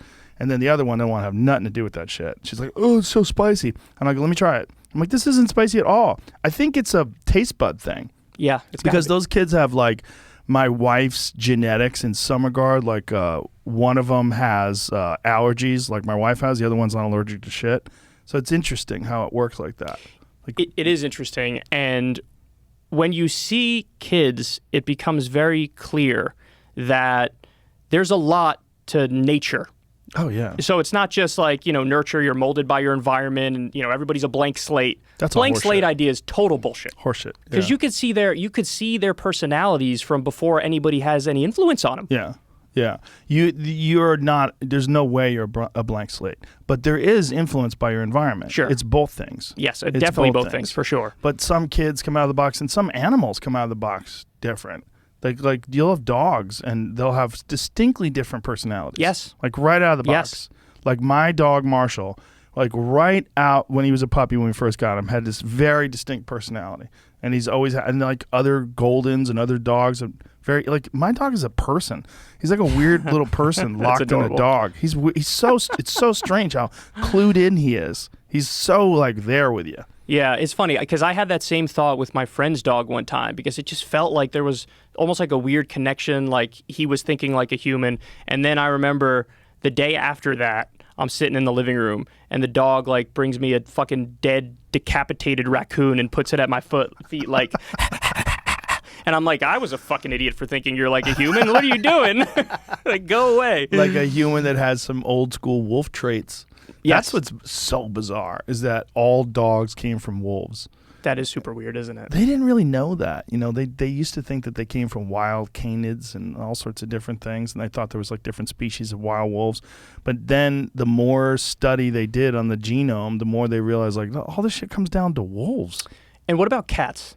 Do you know anything about cats? Like, where do they come from? Domesticated cats. What were they originally? That's a good question. Yeah, I never thought of it until right this second, but I am curious. That's a good question. I wonder. And it's interesting how generally cats have a very different disposition than dogs. Like your average dog is much more, outgoing and jovial, and your average cat is much more like independent and like pessimistic, You want to see a tiger kill a crocodile? Fuck yeah. I didn't know a tiger could kill a crocodile, but they can. Let's see. Somebody sent me a video of a tiger fucking up a crocodile. This is what I do in my spare time. This is so silly. But cats are fucking spooky, man. We were talking earlier about the cat that was in front of my house. They're spooky. Yeah, Jaguar. You said you thought you saw, right? Do Well, they have them in this area? Most likely, Whoa. what it is. Yeah. Oh yeah, it's similar. Yeah, that's it. That is actually the video. Whoa. It's a shitty video. It's a shitty copy of it, but look at that. It's a fucking cat taking out a big ass crocodile. Tigers are just on a complete different level than everything else. They're super predators. But look at that. Jesus Christ. So they kill crocodiles all the time, I guess. Jesus Christ. Fucking tigers are so spooky. And they're all over the place in Texas, by the way. They get out. One of them got out in Houston. Was Tigers? wandering around a residential neighborhood. Yeah. So I think that this cat was probably someone's pet, and it got out because it is an absolute dark cat. It was looking at it. Jaguar. Well, I don't know if it's a jaguar. Oh. There's a thing called look up. Yeah. Oh, no, Black Yeah. Panther? Would you say it was a Black Panther you saw? Well, it's a black cat. Okay. It's hard to tell because it's security camera footage and it's late at night, so it's night vision. But it was about. We estimated because the guy was walking his dog. Yeah, it could have been that, man, for sure. Whoa. Oh yeah, that absolutely could be Whoa. it. That right there, 100%. I never even knew this fucking thing existed. I've never seen one of these in my life. That is exactly what it looked like. So that's what it is, a jaguarundi. Whoa. So there apparently are some of those in Texas. They have been spotted in Texas before. And so that's what was on my security camera. That's exactly what it looks like. What a wild looking thing. So it's a small version of, like a big cat. Wow. It's smaller than my dog, who's about 80 pounds. So if I took a guess, I would say it was like, somewhere north of 60 pounds. You were the one who made the point, I think, that like if your house cat was big enough, that fucker would eat you. 100%. Really? 100%. Whoa. Yeah, house cats don't give a fuck about you. That's why you can't. I had a bit. You can have a dog and a gerbil, and you teach the dog. You go, hey man, the gerbil's my friend, and the dog like, hey, but looks like a rat. That's a fucking rat, dude. That's a rat. You're like, no, it's not a rat. It's my friend. And the dog's like, okay, this fucking asshole's letting rats in the house. All right, fine. You can't have that with a cat. Like, there's no agreement. The cat would just jump on it instantaneously. If you have a fucking gerbil on the floor with a cat, and this is the first time they met, there's 99,999 times the fucking cat is gonna go right for that thing. That's how they're wired. Unless you have some really beaten down by the system cat, like some really fat ragdoll cat with no more instincts left, anymore. Then it probably won't do it. But most cats, like a regular tiger cat, a house cat, they're gonna fuck that gerbil up. Dude, people have domesticated bobcats. You know that? Wow. Yeah, and those things are not easy to fucking domesticate. Whitney Cummings just sent me a video of one in her yard. It's a fat boy, too. A big-ass fucking bobcat, yeah. She won't care. I'll send it to you guys. I'll show it. Yeah, this was in her yard, and Whitney always has like 80 fucking... Look at that thing. Wow. Whitney always has like 80 dogs. She's always got dogs. Constantly. There's this thing I saw on YouTube of this guy in Russia who domesticated one of the big cats. I forget which kind of big cat it was, though. But it was like, was it a mountain? It may have been a mountain. No, not a mountain lion. I don't think you could domesticate those ever under any circumstances. Mountain lions, you can domesticate a little bit. Some people have gotten them where they've gotten them to the point where you could kind of feed them and pet them. So this is the question, like, what is domestication? Like, people say you can't domesticate a wolf. You definitely can't domesticate a wolf like you can domesticate a dog. But you can get one to hang around with you if you feed him. Mm-hmm. But the wolf is the boss. Like you say, like, is that a domesticated wolf? Like, so you're kind of splitting hairs. Like, it's not domesticated like the way, an actual dog is, but it's more calm than a wolf you'd meet on the mountain because it has a relationship with you. Yeah, that is an interesting question. Where's the line? What does domesticated mean? Yeah, it's calm enough so it doesn't kill you. Yeah, but if they're the boss, I would say that's not domesticated. You know what I mean? Yeah. Yeah, like you have to be the boss. I had a friend who had 3 of those things, and it was weird. 3 man. what? 3 wolves. He had like wolf hybrids. They were like 7. the wolf dogs. But they were like 7 Ace Timberwolf. Whoa. Yeah, and they were big ass wolf dogs, and they didn't listen to him at all. It was a joke. Like, he fed them, and they were his roommates, and they didn't kill him, but they could. And you would go over the house, and you would howl, and they'd howl with you. Like, you'd go, whoa, they'd go. Oh my God! By the way, I would not go to that house. Well, it was going there. sketchy. They got out once and killed his neighbor's sheep, like a bunch of them, and I think he lied about it. Oh my God! Did you get that video? There's a video that I sent you from Whitney's house. Yeah, she's got a fucking bobcat wandering around her backyard, and it's a pretty big one too. They get pretty big. It's like, I mean, look at this thing. Look at Wow. that fucking thing, just wandering around. Wow! And you say those things are like freakishly strong What too, does this right? have to do with anything? I have no idea why it started. Why did it start play that? Yeah. Oh, those kind of cats, predator cats. Oh, Yeah. they're crazy strong. They're they that's how they make a living. They're just muscle, pure muscle, Sinew. right? Well, do you ever see that video of the house cat that he falls from a second floor window and he's in a house that's on fire. He falls from a Jumps second out, he's floor fine. window, just lands on the ground and runs away. I've never seen that, but that's exactly what cats do, right? They always Yeah. land on their fucking feet. How high can you really put it for them to be okay? You know what I mean? Like, what's the limit before it's like that thing's gonna die? Well, squirrels, they can fall from as high as like 80, 90 feet. Squirrels, apparently, this I found this out from the Meat Eater podcast. He had a squirrel scientist on. And the squirrel scientist was saying that squirrels, a female squirrel, when she is in season, she's an estrus. She's only an estrus for like 6 hours. So it's a fucking just a gangbang, wild giant time. orgy. But it's a wild brawl too, because all the males are competing for her attention. So when you see squirrels chasing each other around trees, screaming and shit, that's probably a female in heat. And a lot of them, like they'll be in the middle of breeding, and another squirrel will grab them and throw them off the tree. So they go flying like fucking 60 feet to the fucking ground, crazy. and they bounce. And they run back up the tree and try to get back at it again. So I want to ask you an embarrassing question. Oh. This is embarrassing for me, not you. You just brought up estrus, so that's when they're in heat, Yes. right? Yes.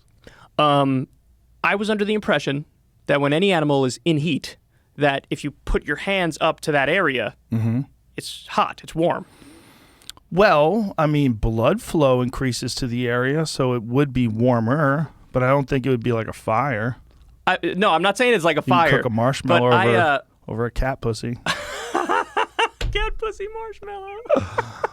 I was having this conversation with somebody, and I brought that up, and we looked it up. It's not true. It's not? No, so when you say it's in heat, I don't know why they call it heat, but there's no actual heat that comes from it. That is, well, I guess because it's heated up.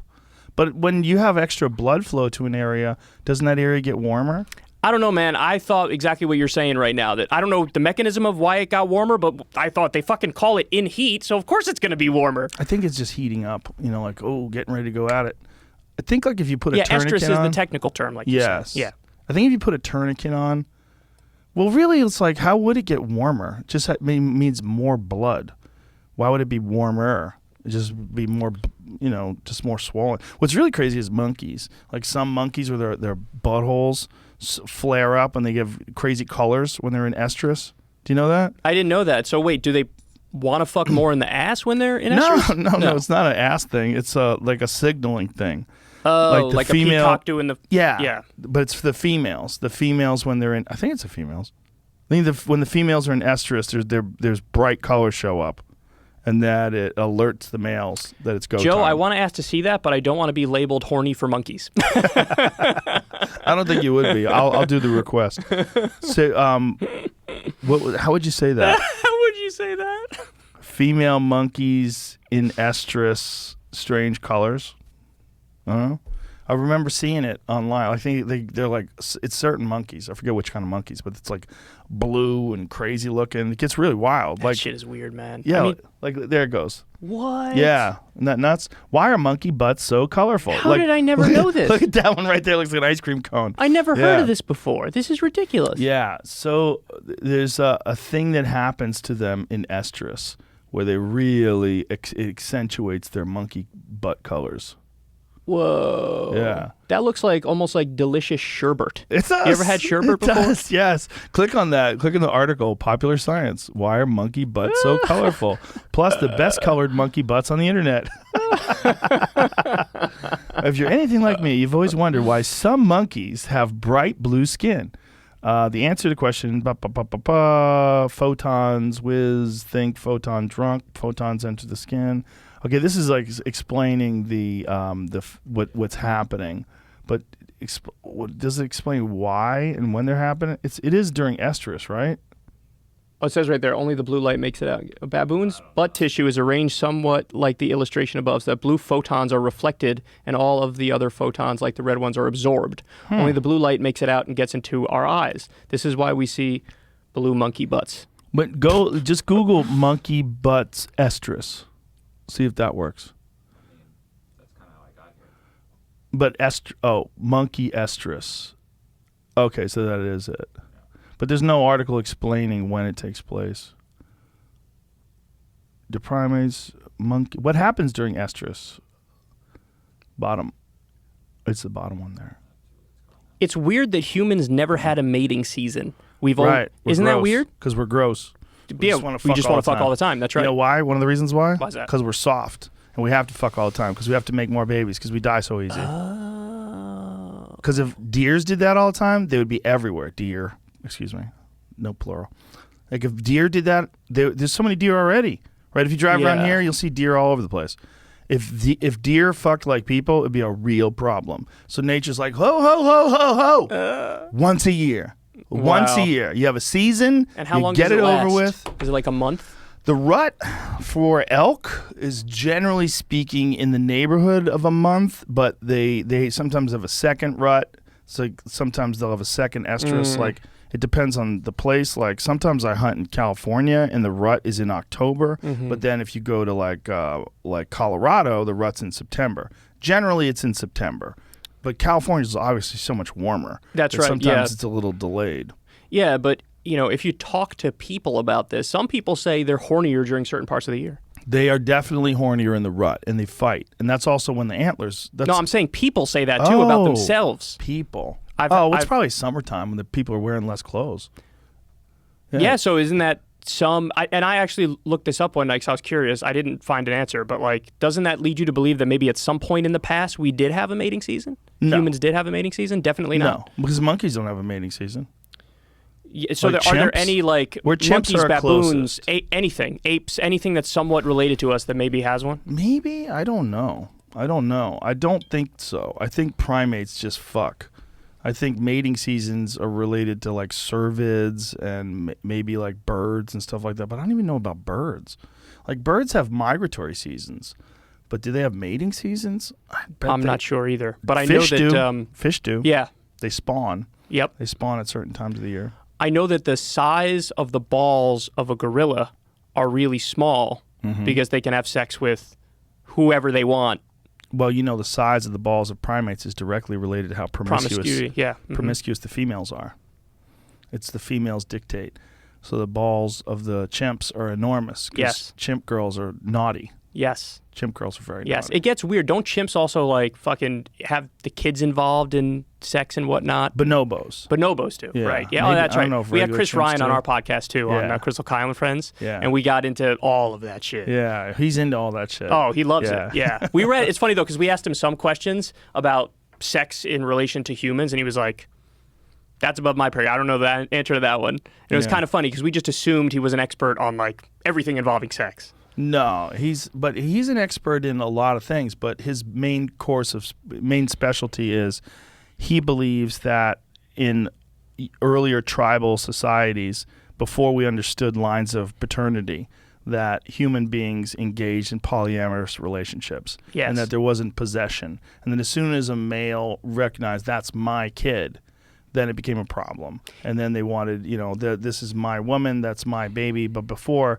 people just mated with each other and bred with each other. And it also is a way that they bonded together. And he cites some pretty interesting statistics and some pretty interesting facts about human beings in general, like fighter pilots. Like a lot of fighter pilots would wife swap. And they think that one of the reasons why they did that was not just they were bored or they were kinky, but there was this real recognition that perhaps they could die. And they loved their wife and they wanted someone to love her the way they love her. And the way to do that, to ensure that, was to have these sort of open relationships. So he also says it's tied to agriculture, I believe, and property rights as well. This notion of people being able to own property as opposed to back in the hunter-gatherer days, everything was sort of communal. Yeah. They would share everything in the same way that they share mates. Yeah. And so, yeah, I mean, it's an interesting. That's probably the root of where we're fucked up. You know, I don't know, because I don't know to what extent how we are now is nature-driven versus nurture-driven, specifically in the realm of sex. You know what I mean? Like, it's possible that modern society functions the way it does when it comes to sex and marriage because it's really just all social convention and these bullshit rules we made up, and it's tied to like Christianity and property rights and all that. But it's also possible that, you know, maybe there were people, even when they were having sex with other people's wives and whatnot, maybe there were people in those tribes who were like, no, I sort of want one person and I want that one to be my own. And so I don't know. I feel like, the funny thing is, I feel like human beings have both instincts. Mm-hmm. And so it's really like, almost like pick which one wins out, which one is more powerful, which one do you feel like is the correct one for you? Yeah, well, the even the idea of like what is nature, if you look at cities, they must be natural because they're everywhere. It's not like it's super rare. It's not like you go to one place and all the humans have gathered up into this one spot and started pouring concrete. No, that shit's everywhere. So it's natural. It's just as natural as a beehive because it's super common. The way human beings decide to congregate and build communities and then eventually make some fucking crazy mess of structures and highways and roads, that is the way we do it. It's natural. That's why it's a tough conversation because, you know, I remember I brought a similar point up in class one time, you know, long time ago, and the response from the professor was like, I mean, by that logic, a cell phone is natural. Yeah. Why? Yeah, because so everything is natural because it has naturally come about, even though it took a lot of time. Marshall McLuhan had a great way to describe it. He said, human beings are the sex organs of the machine world. That's heavy. I don't want the AI to overtake us, Joe. They're going to. I don't want the robots to overtake us. I think that's why Elon Musk is trying to incorporate us with AI. I think he wants us to be symbiotic instead of being dominated. You know, it's the only way out. The only way out is in. I have to admit, I've never thought too much about this stuff, but my instinct is always, especially when it comes to people's jobs and people's well-being, it's like everybody pump our fucking brakes and let's have some regulation around how much these robots and these machines can take over. I mean, isn't like truck driving the number one job in the United States of America? Mm-hmm. And now we're getting to the point where they could just have a fucking robot do it. And so we're going to be at the point eventually where like 70 or 80% of the economy, it could just be overtaken by AI and overtaken by robots, and there's no way we can do that and have it go smoothly unless we do the thing that Stephen Hawking said, which is you have to do a radical redistribution of wealth, because you can't have 80% of the population with fucking nothing and then the robots doing all the work and giving all the money to the top 1%. That's what Hawking said? Yeah, Hawking said before he passed away, he said something along the lines of, we could either have a utopia or a dystopia in the future. It all depends on what we do with this technology. So if we take the technology and harness it for the well-being of everybody, so in other words, if you have like robots assigned to people and they do your work for you and then you get the benefits of the robot's work and you have a relatively equal distribution, doesn't have to be fully equal, we're not talking anything crazy here, but relatively equal distribution, that'll make it so we avert a worst case scenario. If you don't do that, if you don't do a radical redistribution of wealth and have good rules and laws along with the technology coming along, then you're going to have, I mean, we already have worse income and wealth inequality than the fucking Gilded Age right now, and it's only going to get worse. It's only going to, I mean, right now, what is it, 400 Americans have more wealth than the bottom 150 million Americans combined.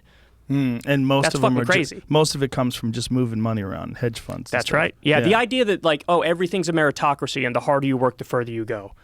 That's just factually not true. I mean, look at fucking Paris Hilton. Look how much money she has. Like, the list goes on and on.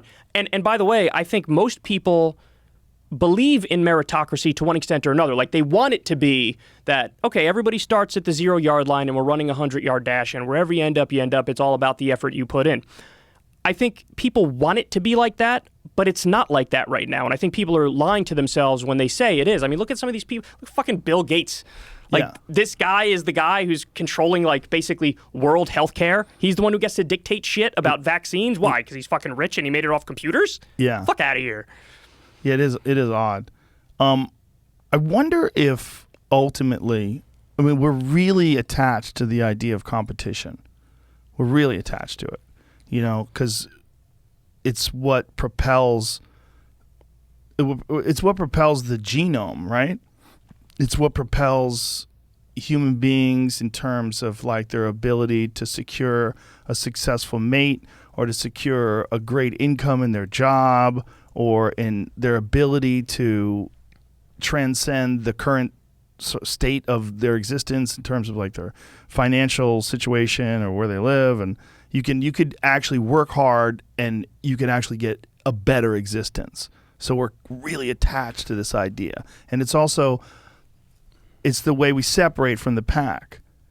Yes. But as we evolve, and we are clearly evolving, something's going on. And I think our real steps of evolution are going to come in the form of some sort of embracing of technology, some sort of an integration with technology, whether it's a Neuralink type deal or something along those lines. But we're so rigidly connected to the idea of competition. Like that is life. But isn't life a lot of things? But yes, the competition that's thing the point. seems, and this is coming from a person who's very competitive and have been involved in competition my whole life. I'm not knocking competitive people because I think that's what a lot of people do. A lot of the knock on competition and a lot of the knock on meritocracy comes from lazy people. And that's a real problem because their knock on competition is that they suck at it. Right, yes. So because they suck at it, they want to knock it down. I'm trying to look at it objectively and say that I think that it's a core component of who we are and what we are. I mean, that's why the deer have the antlers and they smash into each other during the rut. They're trying to have competition and to win because they want their genes to pass on. I mean, we could see the archetype. We could see the patterns exist all throughout nature with fucking beetles and squirrels throwing each other out of trees. We know that these patterns exist.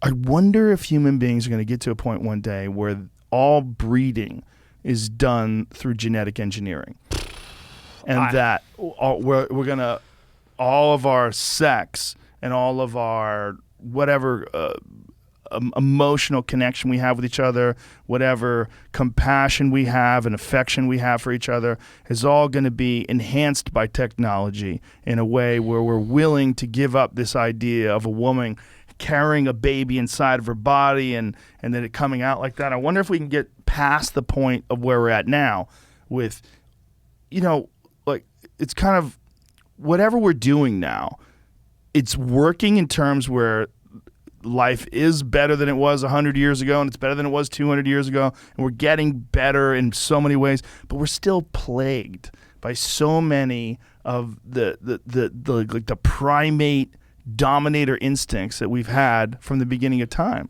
It's funny because if we are able to eliminate all of those things that you just described, I mean, I think there's a good argument we're not even really fucking human anymore. You know what I mean? Because you have this new thing. It's like we're evolving in real time, moving on to a different stage in our evolution. But I like your point about competition because there are people who would argue you just can't base a society around that, and you shouldn't have that as part of the society. I don't agree with that. I think you need some semblance of competition because obviously people, to one extent or another, have an innate preference for competition in many respects. Yes. But the thing is, we also have a feel for community. Everybody wants community. Everybody wants to be part of something bigger than themselves. So the thing is, we're a walking contradiction. Mm-hmm. We have a lot of these things naturally within us. So in my opinion, the best thing you could do, given that reality, is create a system that allows all of the things about you to thrive, and you harness those things for good. And so that's why, for the longest time on my show, I've been a big proponent of social democracy, because social democracy is this idea that you set up a system where you take the basics off of the table. So you say, you know what, if you're in the society and the society is sufficiently wealthy enough, you're going to have health care, you're going to have education, you're going to have paid vacation time by law, you're going to have all these things which will make it so that you're not just living to be part of the economy. You're not just living to serve some sort of fucking corporation. But after that, after people have their basics met, do I have a problem with competition being part of the engine that helps drive humanity forward? Not at all. That might be where we're doing it wrong, right? Like, I am 100% with you on that. That I think that if our country really looked at itself like a community, and we really wanted everyone in the community to have their needs met, and we all agreed on that, because there's this idea that some people are lazy, and this is why welfare doesn't work. And this is like, well, I was on welfare when I was a kid. I remember it very clearly. I remember my parents being on food stamps. I remember drinking powdered milk. I remember it being a part of our life. We got out of that, and we stopped living in poverty because my parents worked hard and they got out of it. But that is what we're talking about, like where someone steps in and helps people get by. If everyone's needs were met when it comes to food and shelter and education and healthcare, I think people that are competitive and people that are ambitious would still be so. Yes. So you can't have a quality of outcome because you're not going to have a quality of income. Or excuse me, you're not going to have a quality of effort. You're not. Some people or talents or natural talents. Yes, right? Yes, especially if there's things like there's some people that want to be good at something, but they're just not physically capable of it, right?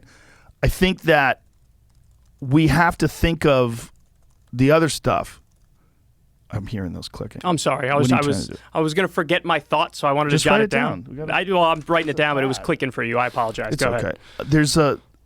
There's a way to do both. There's a way to cover people's expenses in terms of like food and in terms of healthcare and in terms of just making sure that your basic needs are met so people aren't starving or living homeless. Like how much better would the world be if homelessness just didn't exist? And people are like, well, they need to get a fucking job. No, wouldn't it be better for everybody? Just forget about that. I'm not saying like you work hard and they don't and they're camping. We get it. We understand that. But wouldn't it be better if that was never an issue? Like there was no issue like that and that basic needs were met for all people that are a part of the community. Now, by the way, studies show that you actually save money. Right. The taxpayer saves money. Because of crime. That's right. Because of crime, because when they're on the street, sometimes they have to go to the hospital. They have to go to all these different places. If you give everybody a roof over their head, it doesn't have to be a fucking mansion or a big house for all these people, but if you give homeless people a roof over their head, studies show it saves the taxpayer money in the long run. So you're doing the right thing, not only morally, but you're also doing the right thing economically. So it's an interesting thing when people argue against that. But yeah, I want to get to the point where if somebody doesn't make it, I can blame them.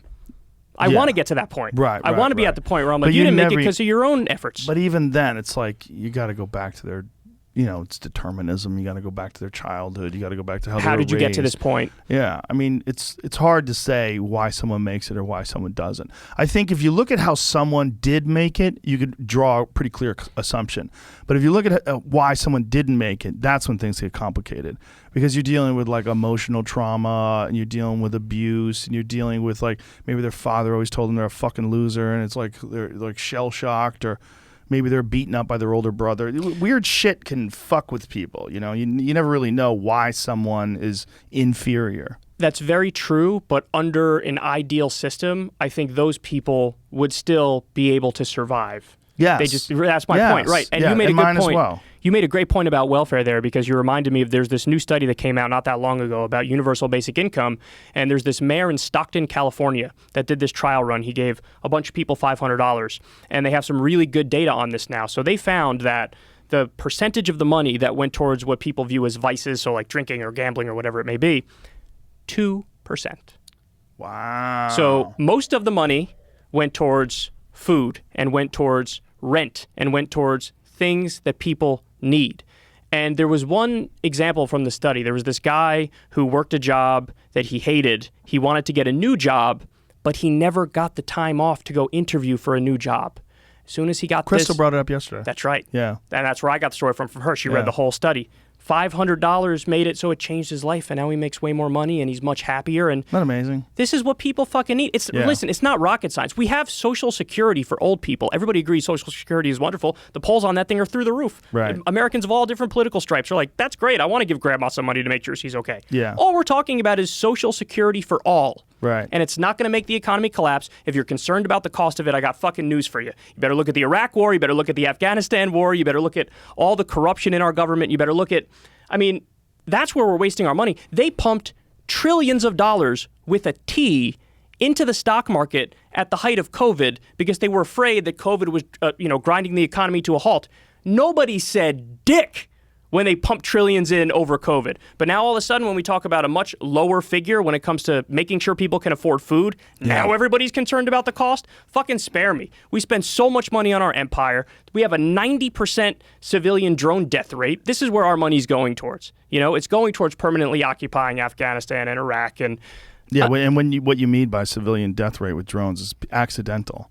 Yeah. Yeah, People need to understand that when they're using drones, they're only killing 10% of the intended targets. That's right. 90% of them are collateral damage. And by the way, that was under Obama that number came from. Yeah. And under Trump, we don't have new numbers in terms of the civilian death rate, but tremendous improvement. He got rid of the guardrails too, though. There were some guardrails under Obama. Trump was like, get rid of that shit. Really? In other words, yes, we'll strike with even less evidence, basically. Really? Yes. So this is what our money goes towards. And, all the Wall Street bailouts. Think about all the money we spent propping up Wall Street. And this was under George W. Bush, this was under Barack Obama, and this is under Donald Trump in the form of his new tax cut bill where he gave a corporate tax cut to these massive corporations. 83% of the benefits of his 2017 tax cut bill went to the top 1%. If you're worried about where your money's going, look at that shit first. That's the stuff that it shouldn't be going towards. Yeah. Again, just to bring up that Wall Street bailout because it's so egregious how it went down. In 2008, we had the subprime mortgage crisis and the Great Recession. And the government stepped in. They bailed out a lot of these companies. And then they said, no strings attached to it. So you do what you want with the money. You know what they did? They turned around and they paid bonuses to the same motherfuckers that just crashed the companies. So in other words, all those people failed up. In 2008. This is 2008 I'm talking about now, Wasn't the problem with that is that they had to give these people bonuses, and if they didn't, they would have left and went to other banks, and they were worried about losing their top criminals? That's the argument. Exactly. We need to retain the talent. The talent of what? That's like you have a basketball team and you never made it to the first round of the playoffs 8 years in a row, and you say, we got to keep them exactly as they are. That is dirty. It is. That they got it's a bonuses. Joke. And you know why? Because it all comes back to the corruption. That's why they did it. It wasn't actually about saving the economy. It's about all these politicians, Democrat and Republican, take money from corporate America. They take money from Wall Street. They take money from the military-industrial complex. They take money from big pharma. And then guess what? They turn around and do favors for them. Yeah. I mean, there was a great Princeton study that came out, probably a decade ago now, that found that there's a direct correlation between what the corporations want and the top 1% wants and policy, and there's almost no correlation between what the bottom 90% wants and policy. So regular people don't get what they want, but the corporations do and the billionaires do. Well, I wonder what it would really cost to give legitimate health care for everybody, free education in terms of college level education. If we decided to subsidize all the universities, and if we decided to give people a universal basic income, what would that look like in terms of the restructuring of people's taxes and how much money would have to go to that? And we've gotten really accustomed to the idea of war, right? And spending money on war is just, well, that's what we do. Because Yes. it's always been what we do. Yes. To make people have this monumental shift in where the money goes and the way it gets allocated in our country would require people to kind of rethink things. Yes. And we'd have to accept it and there'd be a lot of debate. But I wonder how much would be involved. So I'll answer that, but funny enough, the polls actually show the people are already there on this issue. The Yeah? people are there, but of course the government is not there because they're corrupt. What do the polls show? The polls show that 60% of the American public wants Medicare for all. That's universal health care. Medicare for all is, I think that's an easy sell. Harder sell is universal basic income. So right? actually, there was a poll at the peak of COVID. Now this number may have dropped since the peak of COVID, but at the time it was 55% that were in favor of UBI because everybody was struggling, nobody had money, and they were like, "Fuck, that sounds like a great idea." Well, that's when Andrew Yang's ideas about universal basic income got revisited. A lot of people were like, "Oh, he was right." See, it wasn't automation that made us first reconsider Yes. it. It was just a pandemic. That's right. Now, to answer your question about cost, so there was Bernie Sanders introduced a bill when he was running for president. I believe the number was $60 or $65 billion to have free college. And so they did a comparison. They did a great comparison in The Intercept showing that same year that he proposed it, I think it had to be 2017 or 2018, just the increase for the year in military spending was $80 billion. And nobody batted an eyelash. So that's not even increase. Just the increase. That's not Right. even the total military budget. So that alone could pay for university degrees or university education for anybody who wanted it. Yes, and in fact, Bernie's plan paid for it by what's called a Wall Street transaction tax. So you know those day traders on Wall Street who just push numbers around on a computer screen all day? You tax them some tiny fraction, and you could pay for Tiny it. fraction of a penny. That's with right. each transaction. Yeah, he explained That's right. that to me. But the numbers, how many people are we talking about who would go to college? Would that pay for? I'm not sure. Is it only kids that are getting out of what if a guy is maybe 35 years old and he wants to attend night school? after work twice a week to try to better his education, to get a better job. Is that included in that as well? So I have no idea if that's included in his legislation, but of course these are all important questions that you have to ask. You have to ask about trade school too, for example. Hey, some people want to go to college, but other people want to go to trade schools. Trade school included in it. These are all very important things that need to be fleshed out. Yeah. But also to answer your question on Medicare for all, because you said this is an easier sell, definitely is an easier sell. 60% of the American public is already there. There was even a poll that came out a while ago that showed more Republicans want it than don't want it. Now, really? To be fair, yes, that's before the massive propaganda effort where they do the how are you going to pay for it and it doesn't work and all this stuff. But there was a study from the University of Massachusetts Amherst which found that Medicare for All saves $5 trillion. That place is the biggest lefty propaganda spot. Well, it was a study based on comparing University of world Amherst, systems. That is a socialist hellhole. If you want to look at the study, I shouldn't we can say look at it. hellhole, but it's not. It's just like even in the 80s when I was doing stand-up and I would go to Amherst, I was like, this place is crazy. I'm not defending the college campus. It's a great idiots, area. Just to be fair, like It's a I'm great not. area. I probably would agree with you on how dumb the college kids are there. In terms of the academic study coming out of there, I'm pretty sure. Because think about it, Joe. The way the system works now, you have a giant rapacious for-profit middleman they're just a mafia in between you and your doctor, and they take their cut. Right. The whole idea of Medicare for All is just get rid of the mafia. There is no middleman. There is no cut going to a middleman anymore. Right, but it's more complicated than that, right? Just the idea of paying doctors, like that can doctors still charge what they would like to charge, or should we put a cap on what they charge? Should we treat it like a free market thing, like we treat anything else? Like if you went to a tattoo artist, some tattoo artists will charge this much. Some like, should we treat doctors in a different way than any other thing because it's an essential service for people? So just think of it like this. The way it would work is the way it works for firemen or cops. It's the same thing. That's all it is. So the real question is where is the funding source coming from? But here's the problem with that. It doesn't work like that in the private sector. Like the way it is now, it doesn't work like that. That's right. It doesn't work like that now. Right. That's correct. But yes. why would doctors have an incentive to become an orthopedic surgeon if they're going to get paid specifically the way firemen or cops do? Well, they wouldn't. So you wouldn't get the best kind of surgery. The kind of surgery you get when you go to a real expert, a guy who works on the Lakers or something like that. Guy's some fucking wizard at reattaching ACLs. That guy needs incentive to become who he is. Like those super ambitious doctors that are the top of the food chain, those are the ones that people seek out.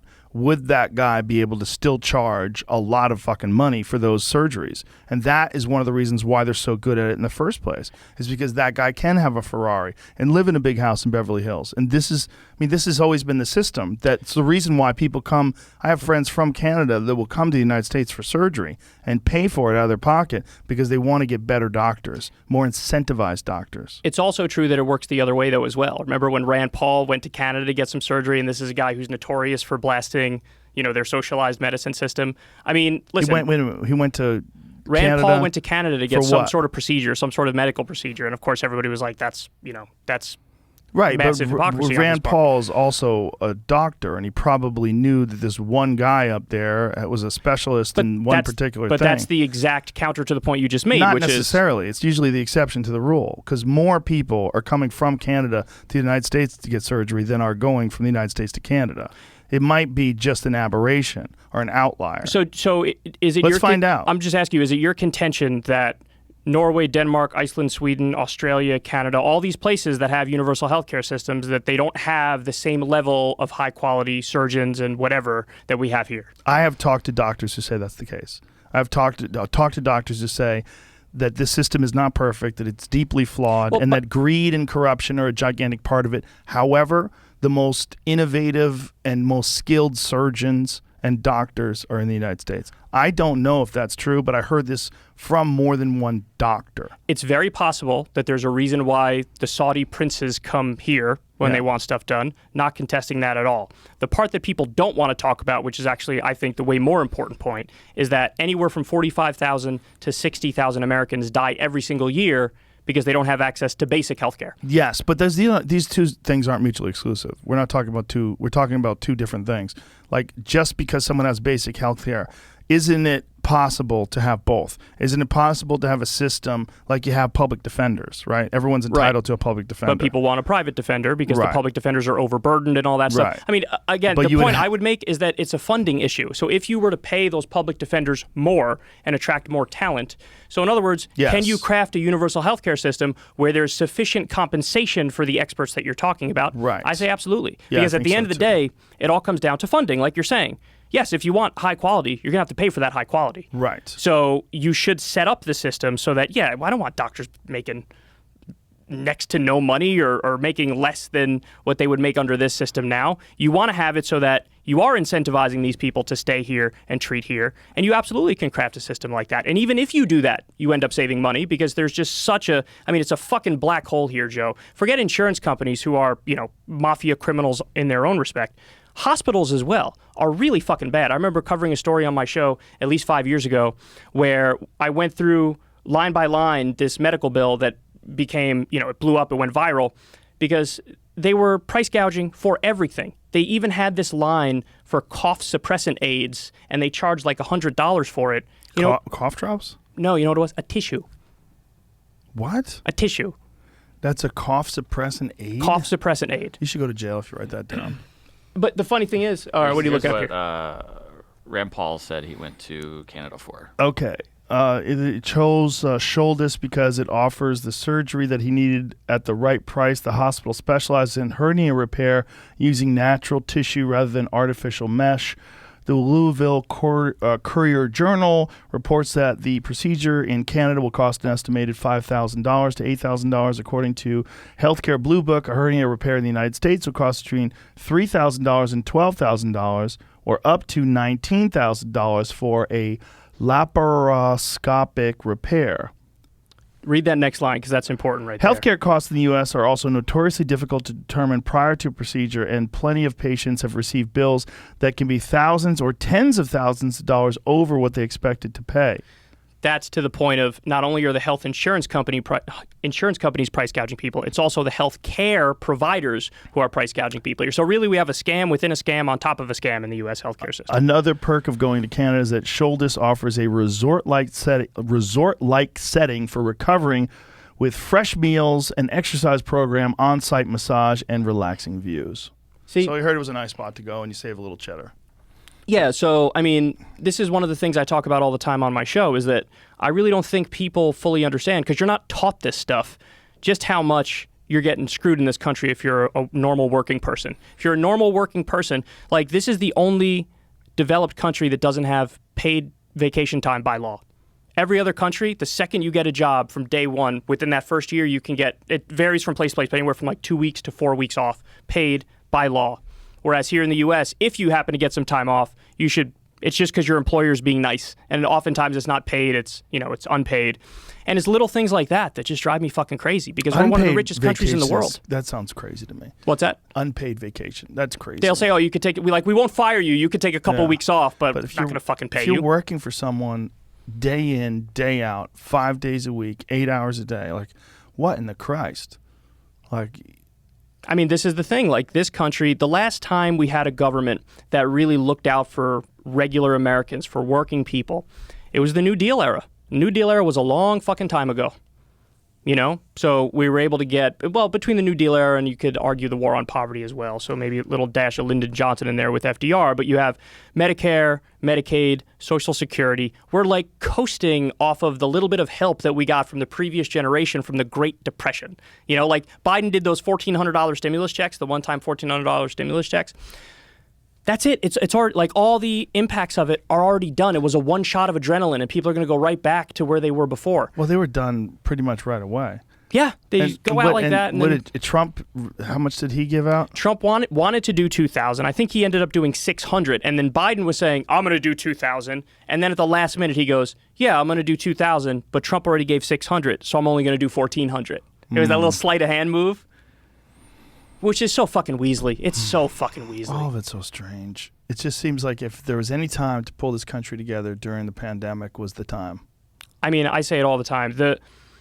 There's a few issues I think that really would unify Americans, and I think somebody should run for president on those particular issues. So the first one would be, we need a new version of the New Deal, and somebody should run on making the United States of America the envy of the world when it comes to our infrastructure. I think we should have the best airports in the world. I think we should have the best bridges and roads in the world. I think we should hire millions of people into rebuilding our country and making it beautiful, making it A++ infrastructure.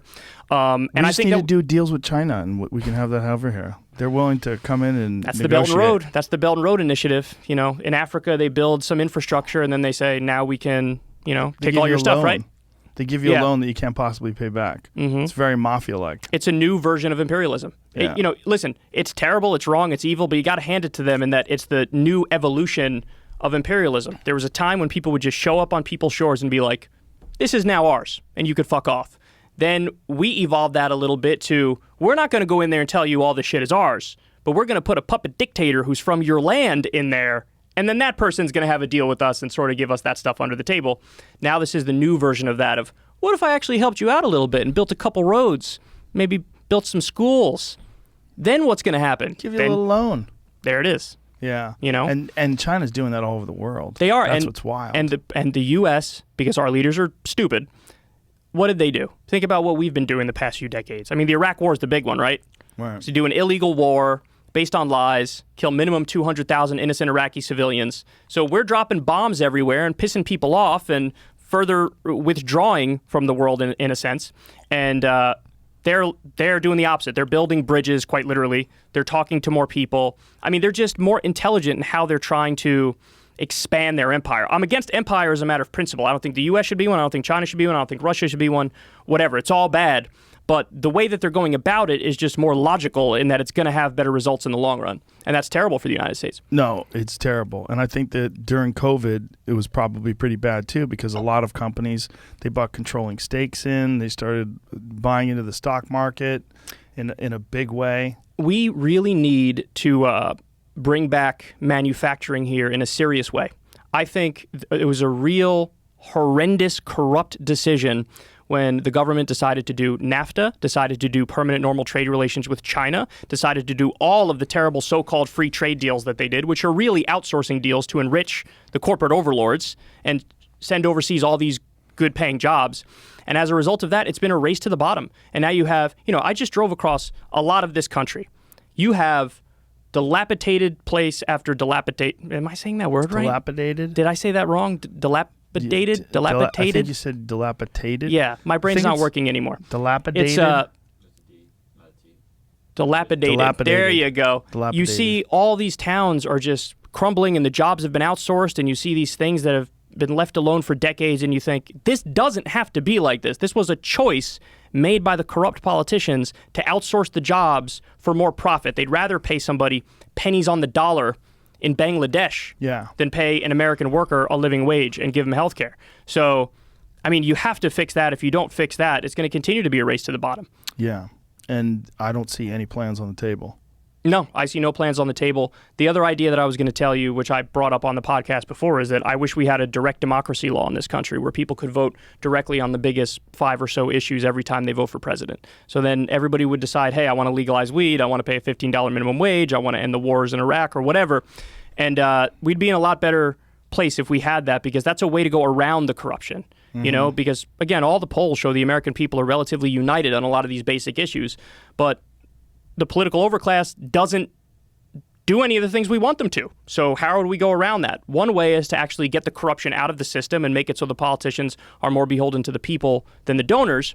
But that's a long-term thing to fix, and I think they're always going to find some workarounds. Yeah. What they can't really work around is if we had a direct democracy law where what the people say goes. Yeah.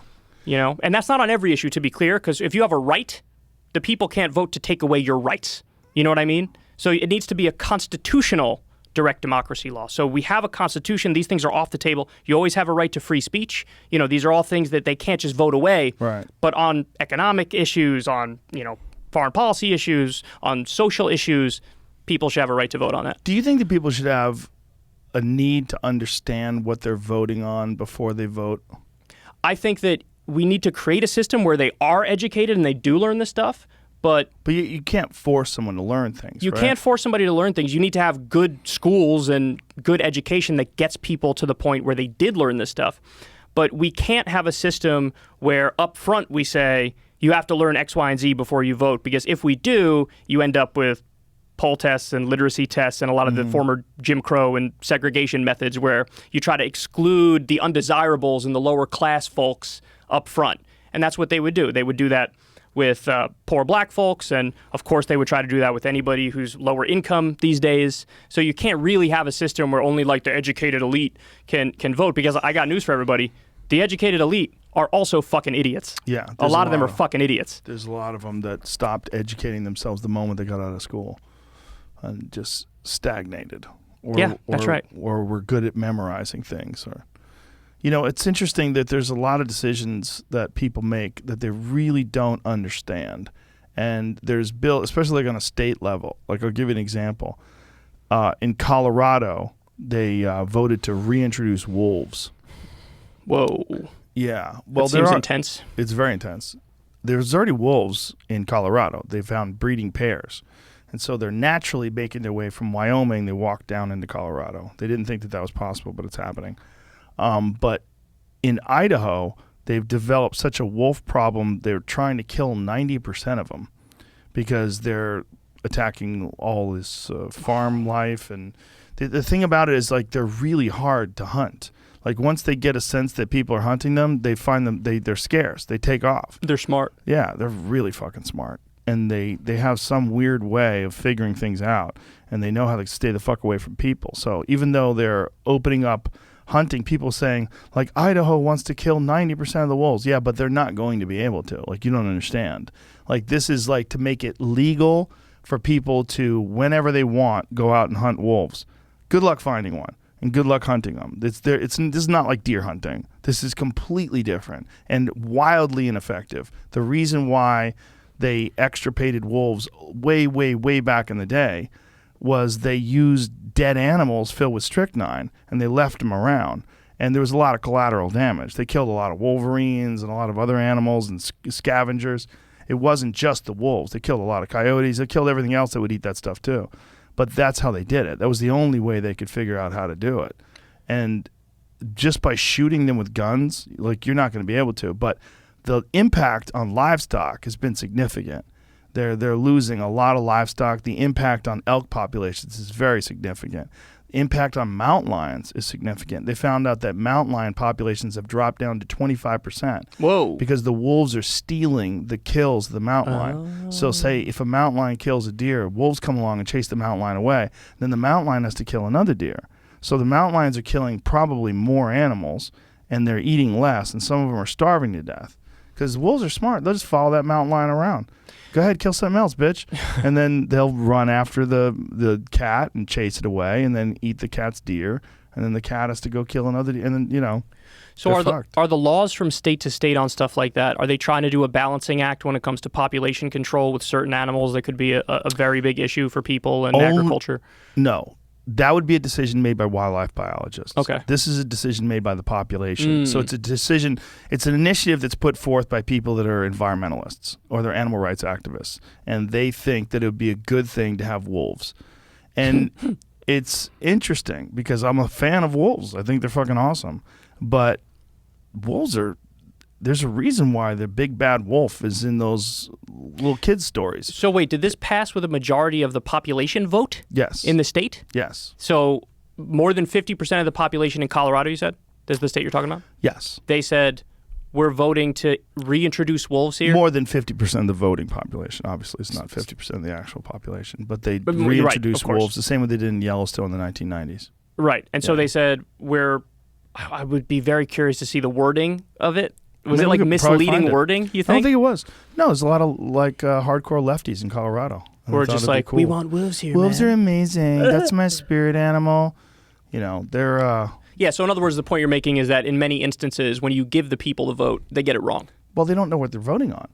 Maybe they don't understand it, or maybe they disagree with me. Maybe they think it'd be great if wolves killed all the elk and started killing wildlife and just, they were here first, man. To your point, listen, if you let Americans in 1960 directly vote on whether or not black people should have equal rights, right, they would have said no. See, that's back to your point about rights. You cannot allow people to vote on rights. That's right. Rights are off the table. That's it. But But what about things that would directly affect? Like, what if there was some sort of a vote to bring back coal-fired power plants because we can increase jobs and then you're gonna, we could take a little bit. We've got a chart here that shows that an increase in carbon doesn't actually do anything. Turns out we just plant more trees and everything's fine. Yeah. There's a lot of people that would try to trick people with that kind of shit, So right? you're 100% right about this, and that's both the beauty and how messy democracy is. Because,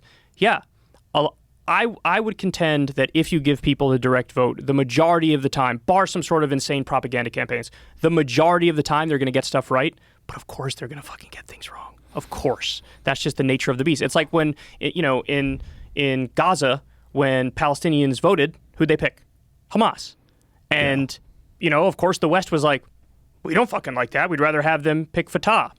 But it's like, if you believe in it as a matter of principle, then you win some and you lose some. Just like how Democrats were distraught on the night Trump won in 2016, and Republicans were distraught on the night Biden won in the last election. By the way, didn't I nail it with every single thing I said in that podcast? Did. I went back and I watched it. I was like, fuck, I'm more right than even I realized. Holy shit. You so nailed it that anybody that had like conspiracy ideas about why, how come Trump was winning, then Biden wound up winning after they counted in the mail-in votes? I go, Kyle Kulinski called the entire thing from the beginning of the night. Oh, maybe Kyle's a CIA operative and here to destroy America from the inside. And he's Wrong. working I'm on with the hit list. He's CIA working hit with list. John Cena for the Chinese. You're on the hit list? You think so? Yeah, because I'm one of the biggest proponents of, biggest voices against all of their dirty wars, and we're very hard on. In fact, the guy we just had on Crystal Kyle and Friends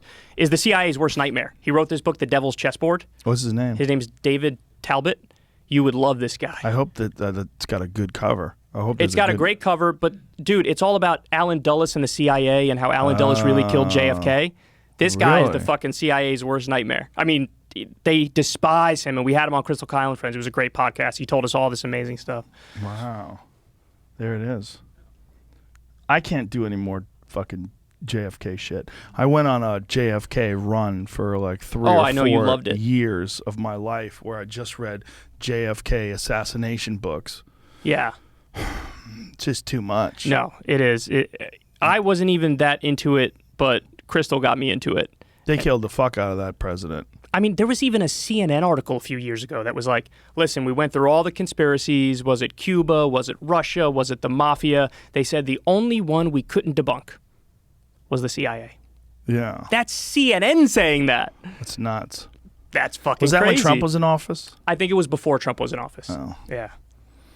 Yeah, they killed the shit out of that dude. Yeah, definitely. That's the big question. Like, how much real influence does a president actually have once they get into office? Like, how much can they really change? And It's a what great happens question. when they start stepping out of line? It's a great question. I mean, listen, I don't want to sound conspiratorial at all, but there is a thing called a deep state. And by that, I mean, there's people who are there from every administration, Yeah. you know, they're at the CIA, they're at the FBI, they're permanently there, and their jobs are not contingent on an election that happens every 4 years. Right. You know, and so they're calling a lot of the shots, particularly when it comes to foreign policy.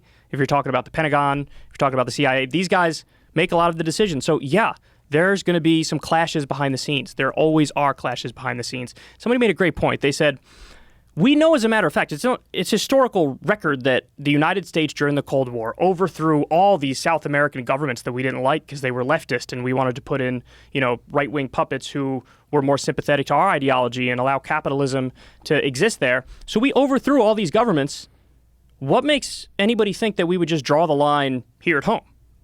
Like what? We're so magical and we're so special that the CIA people would be like, no, I have a moral stand against overthrowing our own president, even though we just overthrowed 17 before lunch. Yeah. You know what I mean? Yeah. So, I mean, it's very, very plausible, man, that's fucking killed the guy. It's very plausible. It's more likely than not. Most Americans, there was another poll that showed I think most Americans don't buy the lone gunman theory.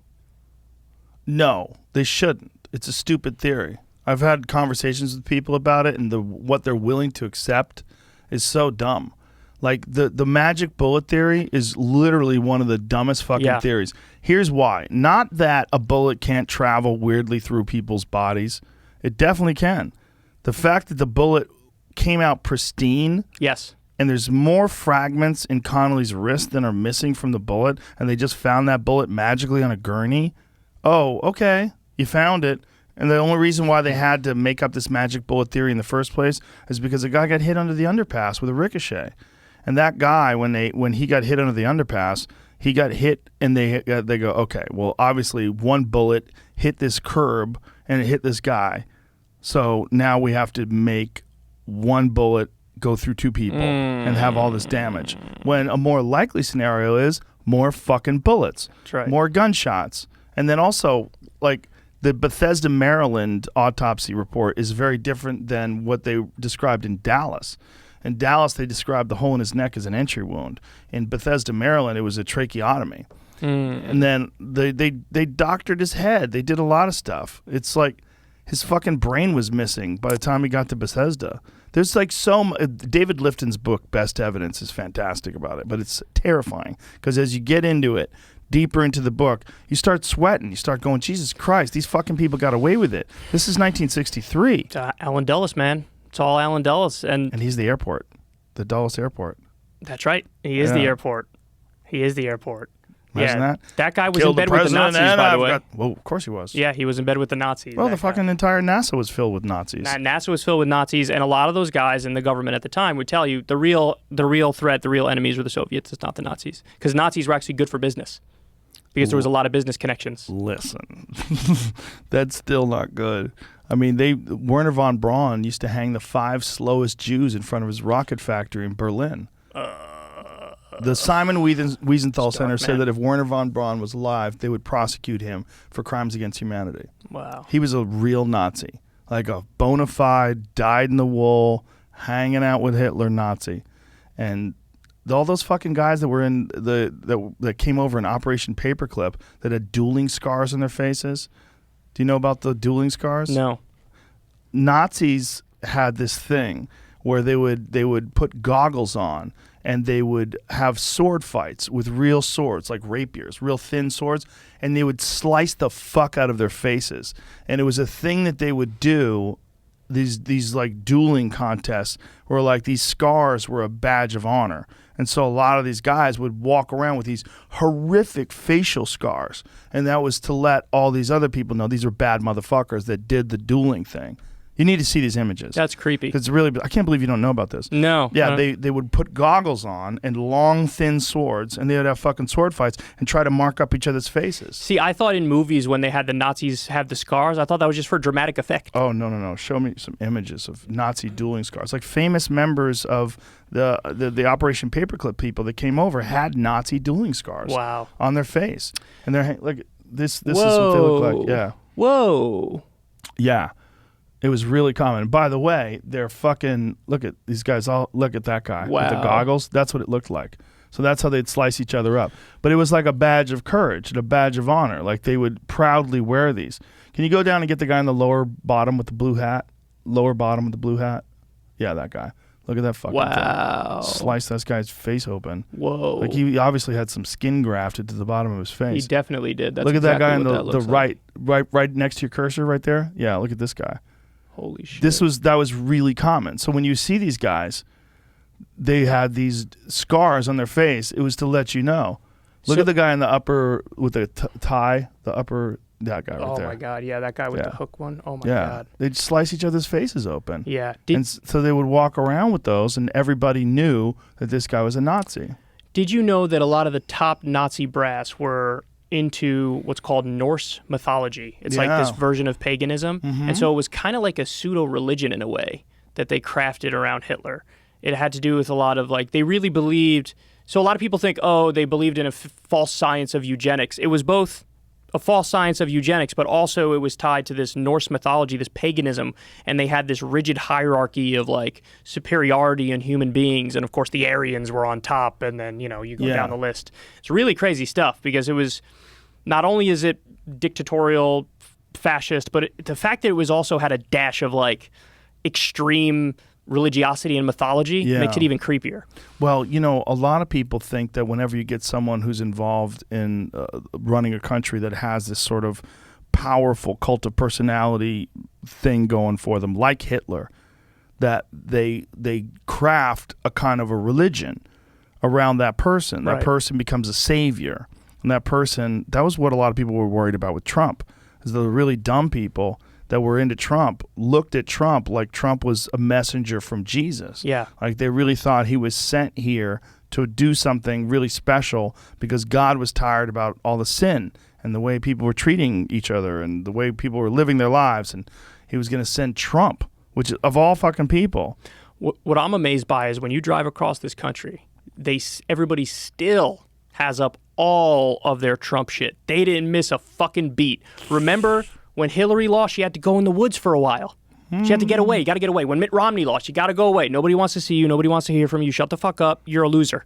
Yeah. Trump somehow, he was only away for like 2.5 minutes and he came right back on the scene. I think part of that is because he's been silenced by social media. You know, he has. And it's crazy. The New York Times released this thing where they showed like all the searches for him when he was still on Twitter versus now the searches now that he's off Twitter. It's fucking crazy. It is crazy. And he launched his own little social media thing on his website, this blog that he tried to make look like Twitter. He did it for like less than a month, and then he was like, I'm not doing this anymore because the numbers were fucking terrible. Nobody was watching. But that shows you, if they could silence the president, the former president, any one of us are at their fucking whim. And that gets back to what we were talking about earlier, the thing that I'm afraid of with my YouTube channel. Mm-hmm. I mean, I used to gain about 30 to 40,000 subscribers per month. And then as soon as the YouTube CEO started talking about, we're cracking down on borderline content.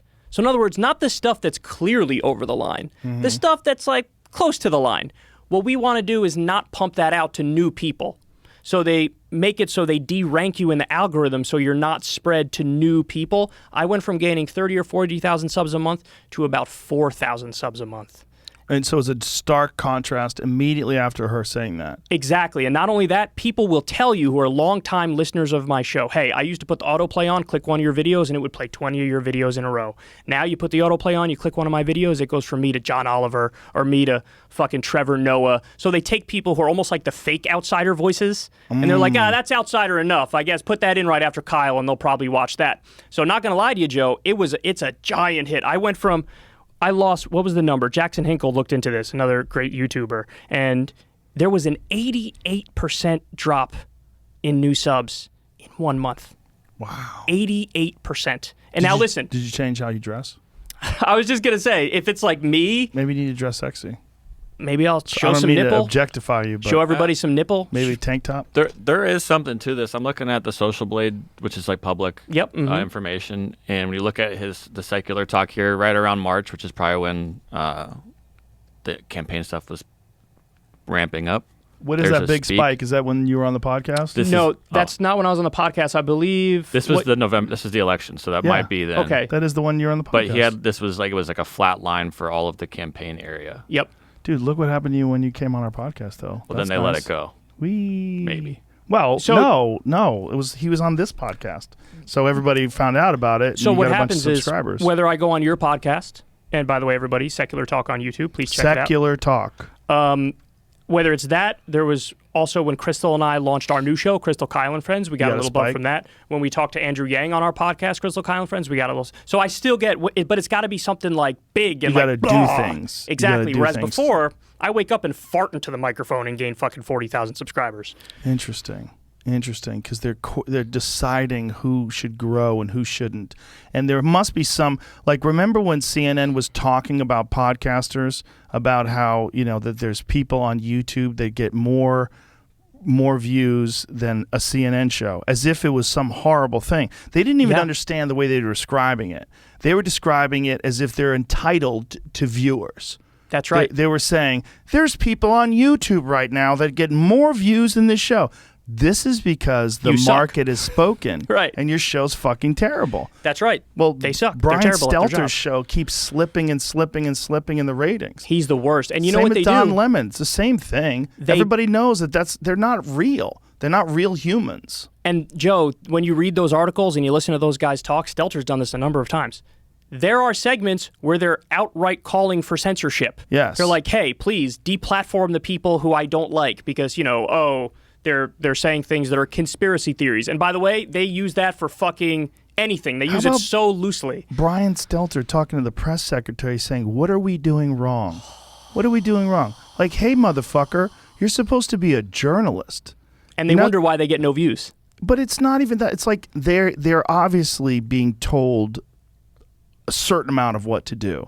And, I mean, maybe he'd be an interesting guy if he had his own fucking podcast. If he could just rely on his own personality and be himself. I don't know.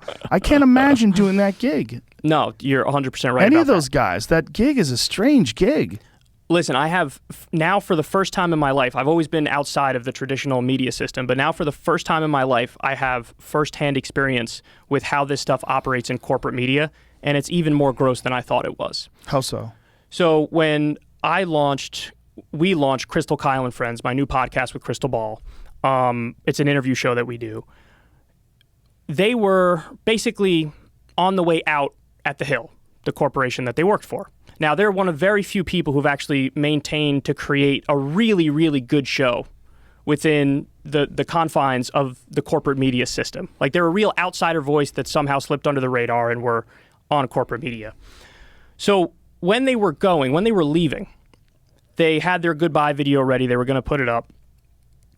At the last minute behind the scenes, the higher-ups at the Hill changed the title on the video to something incredibly vague, hoping that nobody would watch. It was like Today on Rising or something like that they put, as opposed to what it was supposed to be, which was a big send-off for Crystal and Sagar, and they're starting a new venture and all that stuff.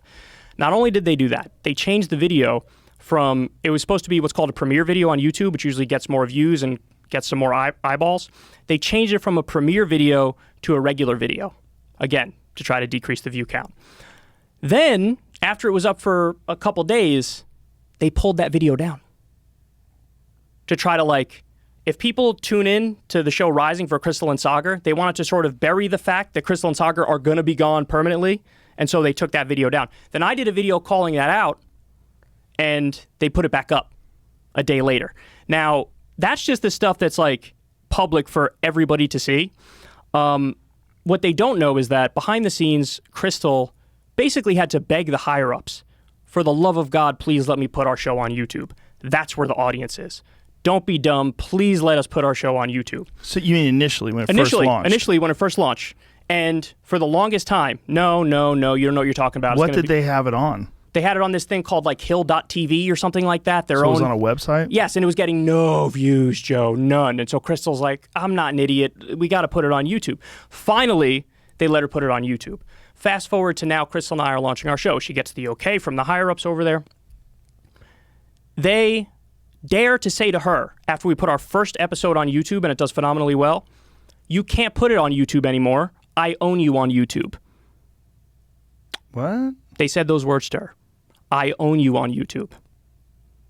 And so people don't know about this. There was a standoff behind the scenes. I own you on YouTube. So in other words, they said, no, you can't put it up when they thought it was a bad idea. They finally let her put it up. Then they turn around after she's become phenomenally successful and Sagar's become phenomenally successful and Rising has taken off. And now that Crystal wants to start a new show with a new host, me, they view that as competition. So they're like, you're not allowed to put the new show on YouTube, even though we gave you the okay to put it on YouTube. He really said, we own you? One of the corporate higher-ups, don't know the name, one of the corporate higher-ups said, and I quote, I own you on YouTube.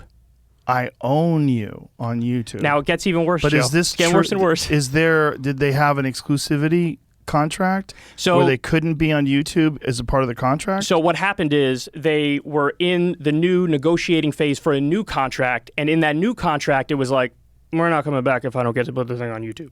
And so they were like, okay, fine, you can put it on YouTube. Then they basically reneged on that. You see the point I'm trying to make?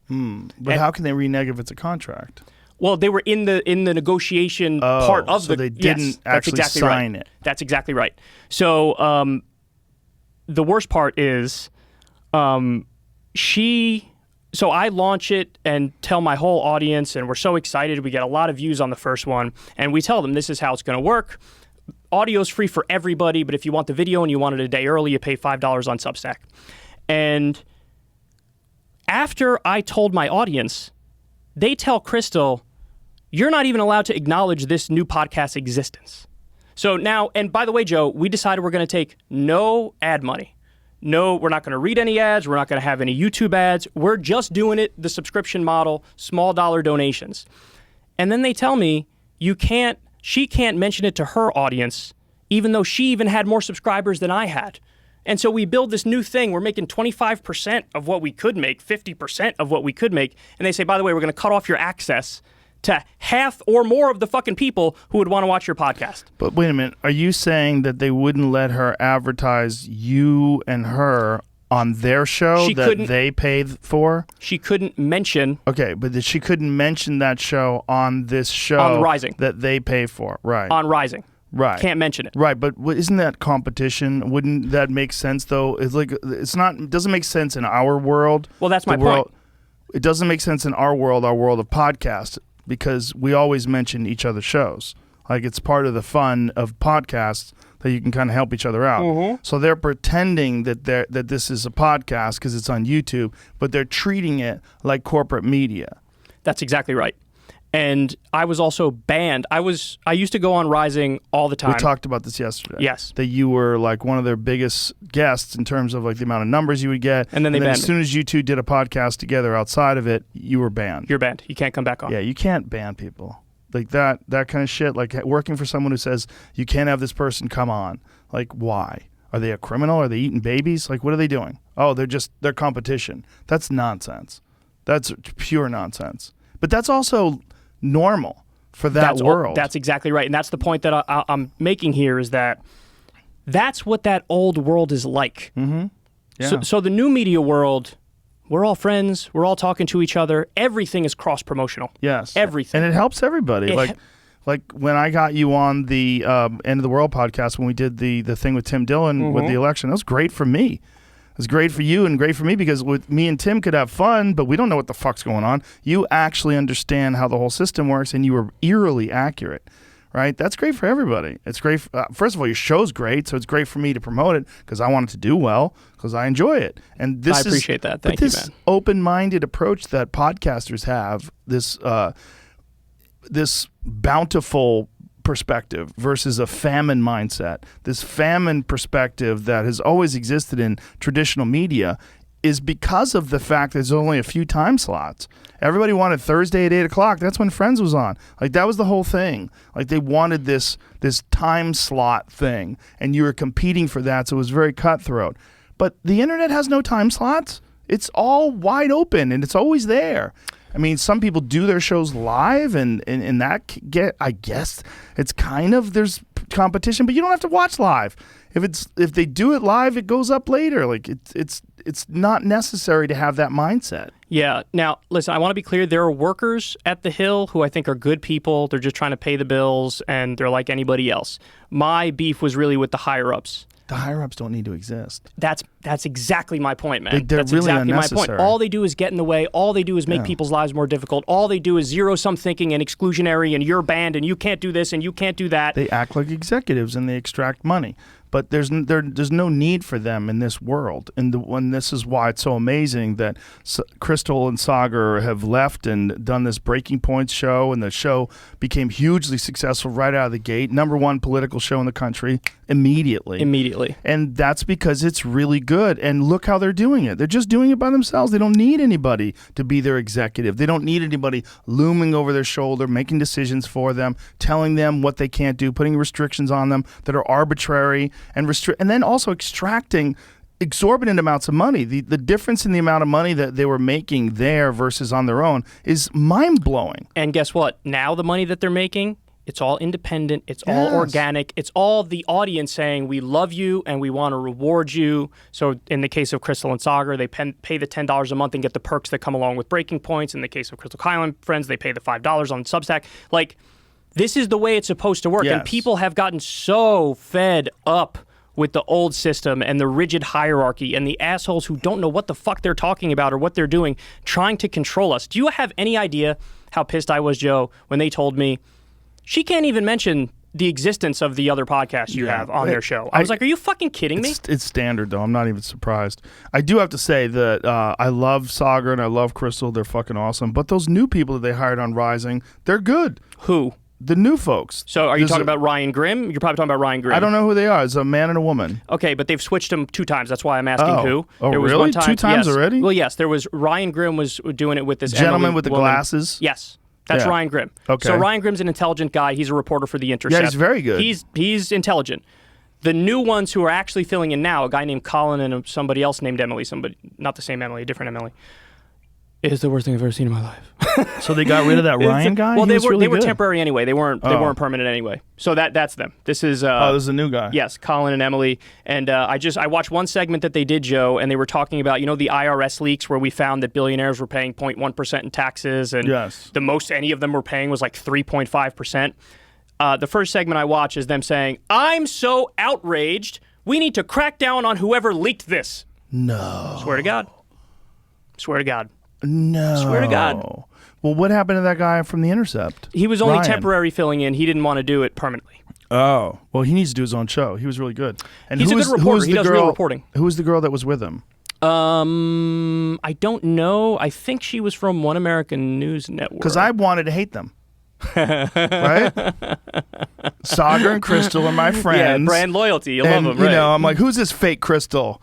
Who's this fake Sagar? They even switched their places. What is this bullshit? But I watched the two of them together. I'm like, oh, they're really good. Listen, Ryan Grimm's a good guy. And to his credit, and I really mean this, because there are higher-ups there. Lord only knows what they're saying to him behind the scenes. But he went out there the very first day and he said, everybody check out Breaking Points with Crystal and Sagar, their thing. Here's where you could find their show. Good for that. Good for him. Yes. Who was the woman that was with him? Because she was really good too. And it was along the same vein. It was independent thinkers. They were talking about things honestly. They were objective. They were breaking down the facts. It was no bullshit rhetoric. It was, I liked it. I was like, okay, I will watch this too. This seemed good too. I have a prediction for you, Joe. Okay, they'll do their own podcast now? I know. I think Rising, as it currently exists, is going to fail. Because of these new people? Yes. Why don't they go bring Ryan back and whoever that girl was? I think they're doomed because Rising was Crystal and Sagar's baby. They came up with it. And now they're just trying to plug people into those spots to play the role of what should be Crystal and should be Sagar. So it's like when Doug Stanhope and I took over the Man Show. 100%. It's exactly like that. But you guys are You guys are super talented. But they wanted us to be something very different than That's we right. wanted. That's exactly right. What is when you go to that? What is the woman's name? All I can find is that it was the same girl that was just on the screen, Emily. It was Emily? Okay. That's all I can I find. only watched one video. My memory sucks. So if that's Emily. She was really good with Ryan too. They were both good together. It was I think excellent. they switched the woman 2 or 3 times, and the guy has gone from Ryan Grimm to now Colin. And Colin's not good. Well, Colin and whoever he was talking to in the video I saw, when I watched it, and they were saying it's an outrage that the whistleblower leaked the stuff on the billionaires. I was like, I'm done. Click out. So do you think that was like someone brought that to them and say, this is what I want you guys to talk about? There was a different co-host. I'm trying to find it. I still can't find it, though. But there was someone else. Okay. No worries. I'm sorry, what was your question? Do you think that they gave them talking points to say No. that? I think that... That's the kind of person he is? The way old media works is, people are applying for jobs and they're regular people and they have some background in politics, but do they have the same sort of passion and independence and ideology as Crystal and Sagar? No. Crystal and Sagar are super unique. You know, they've really thought through all these things. They really have strong positions. Mm-hmm. And that's why their dynamic is so good as well, is that, they are coming from a place where they really believe something. And, you could sniff it from a mile away when somebody's really just sort of playing the role. And so now you have more of I would say, a partisan Democrat and a partisan Republican that are going to fill the seats for Crystal and Sagar. Whereas Crystal and Sagar are, I would argue, more populist left and populist right. So the populism is the thing that's really the key ingredient, and the fact that they're just original and intelligent in their own respect. Interesting. They definitely have great chemistry together. It's funny when someone tries to recreate things, right? Like when someone says, we're going to make our version of that thing.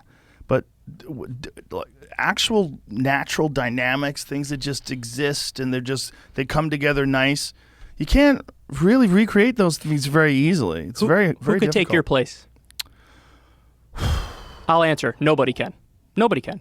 You made it because you're Joe Rogan. People, when they want to watch your podcast, there's not something like close enough that can scratch the itch. They want your podcast. Someone could figure out how to do what I'm doing. They would never, ever, ever be able to recreate the monumental success that you've created. There's no way. None. I don't even know what I did. That's the fucking hilarious part. That's part of the appeal, too, is that everybody knows you're a regular dude, and they love that. There's not an ounce of fakery in you, and in order to recreate it with somebody else, it's by definition fake. Yeah, but someone could be themselves. Yeah, but it wouldn't be Joe Rogan experience. It would be the Bob Fucknut experience. Bob Fucknut might be a good guy. Don't count out Bob Fucknut. Tremendous porn star. I want there to be, I bet. That's a great name for a porn star. He blows loads like Tommy Segura. Got anything? No? Can't find her? She's the only other person that's existed. So. I think it might be her. Okay, all right. No I think the gal had glasses. I don't remember, though. But anyway, whoever the two of them were, they were good. And I was like, hoping they sucked. And I was like, actually, this is good. You know? So I just think I want more things that are good to watch. You know, it's like my stance on stand-up comedy is exactly the same way. Right, yeah. Like, I'm a giant supporter of stand-up. I love it. I want to help people. I want more people to do it. I'd say you're honest, and I mean this. I think you're one of the most open-minded people I've ever met. Thank you. You have very little, like, fuck off in you. I got a little fuck off, but my fuck off is for fuckery. You know, when people just, when it's like openly horse shit, like, come on. If someone said, like, you know, like fucking psychics or something like that, you got to meet my reader. Like, get the fuck out of here. A reader? You know? I've had people say that to me, my psychic reader. Let her read your cards. I'm like, no. Tarot cards? No, I'm not going to let her read my cards. That reminds me of Miss Cleo. Remember Miss Cleo in the 1990s? Sure. Didn't Dionne Warwick have a show like Psychic Friends Network? Wasn't there something like that? Was it Dionne Warwick? Was it, right? Yeah. Dionne Warwick, the amazing singer, had the Psychic Friends Network. That's so weird. He was a singer and he did that? A woman. Dionne Warwick. Do you know who Dionne? No. Do you know the way to San Jose? I know that song, yes. Yeah. Psychic Friends Network. 1992. Wow. That's Dionne Warwick. Oh, my God. Yeah. Look at that. Dionne Warwick would sit you down with a bunch of people that were lying, and they would pretend that they knew things, and they would sit there. Oh, there's Linda Georgian. Oh, my God. Yeah, that guy is psychic, and she's psychic, and they're... these are people from One Life to Live and Days Another World. So there's soap opera stars that were like, this psychic changed the way I do my readings. Now when I play my character... Who called the Psychic Friends The voice! Network. The voice is ridiculous. Let me hear that. Give me some of that. It just ended. Go back. That voice is... Be the end of our relationship. I mean, it's just going to ultimately destroy... No. Go back. Go back. I need to hear what this fucking nonsense is. Hear what one of our psychics had to say about daytime TV's hottest couple. Is this going to be the end of our relationship? I mean, it's just going to ultimately destroy our... I asked her that. You asked her that? Yeah. Meet other soap operas. Imagine that's the commercial. She's like, you asked her that? What the fuck is wrong with you? Don't you know we're going to be together forever? You're such an asshole, Mark. Oh, my God. How the fuck did you ask the psychic something you already know? We're going to be together forever, right? God damn it. First of all, 90s infomercials are glorious. How about Dionne Warwick's hair? How about that? That was something special. You never heard Dionne Warwick sing? No, the song that you just sang, I've heard before, but I didn't know who the fuck sang it. I didn't know her name. It's a beautiful voice. It's always sad when someone's like genuinely talented and you see them wind up like doing something like that. You're like, oh, yeah, you're just ripping people off, just yeah, stealing. That is bad. Because it really is. The Psychic Within. Oh my God. Oh boy, what is that? A game? Yeah, it's something. It's a psychic kit. Oh my God. Oh no. Do you remember? It must be really old. Dionne. And someone still has it. It's only $21.95, Joe. I feel like we should order it. It contains a full color video featuring Linda Georgian. That's that lady. Yeah. Go back to that so I could see what that said there. Full color video featuring Lisa Georgian, Linda Georgian, and the Master Psychics. Ooh, look, they're taking in two eyes. Yeah. How about they spelled taking wrong? I don't trust them. They're taking. How about that?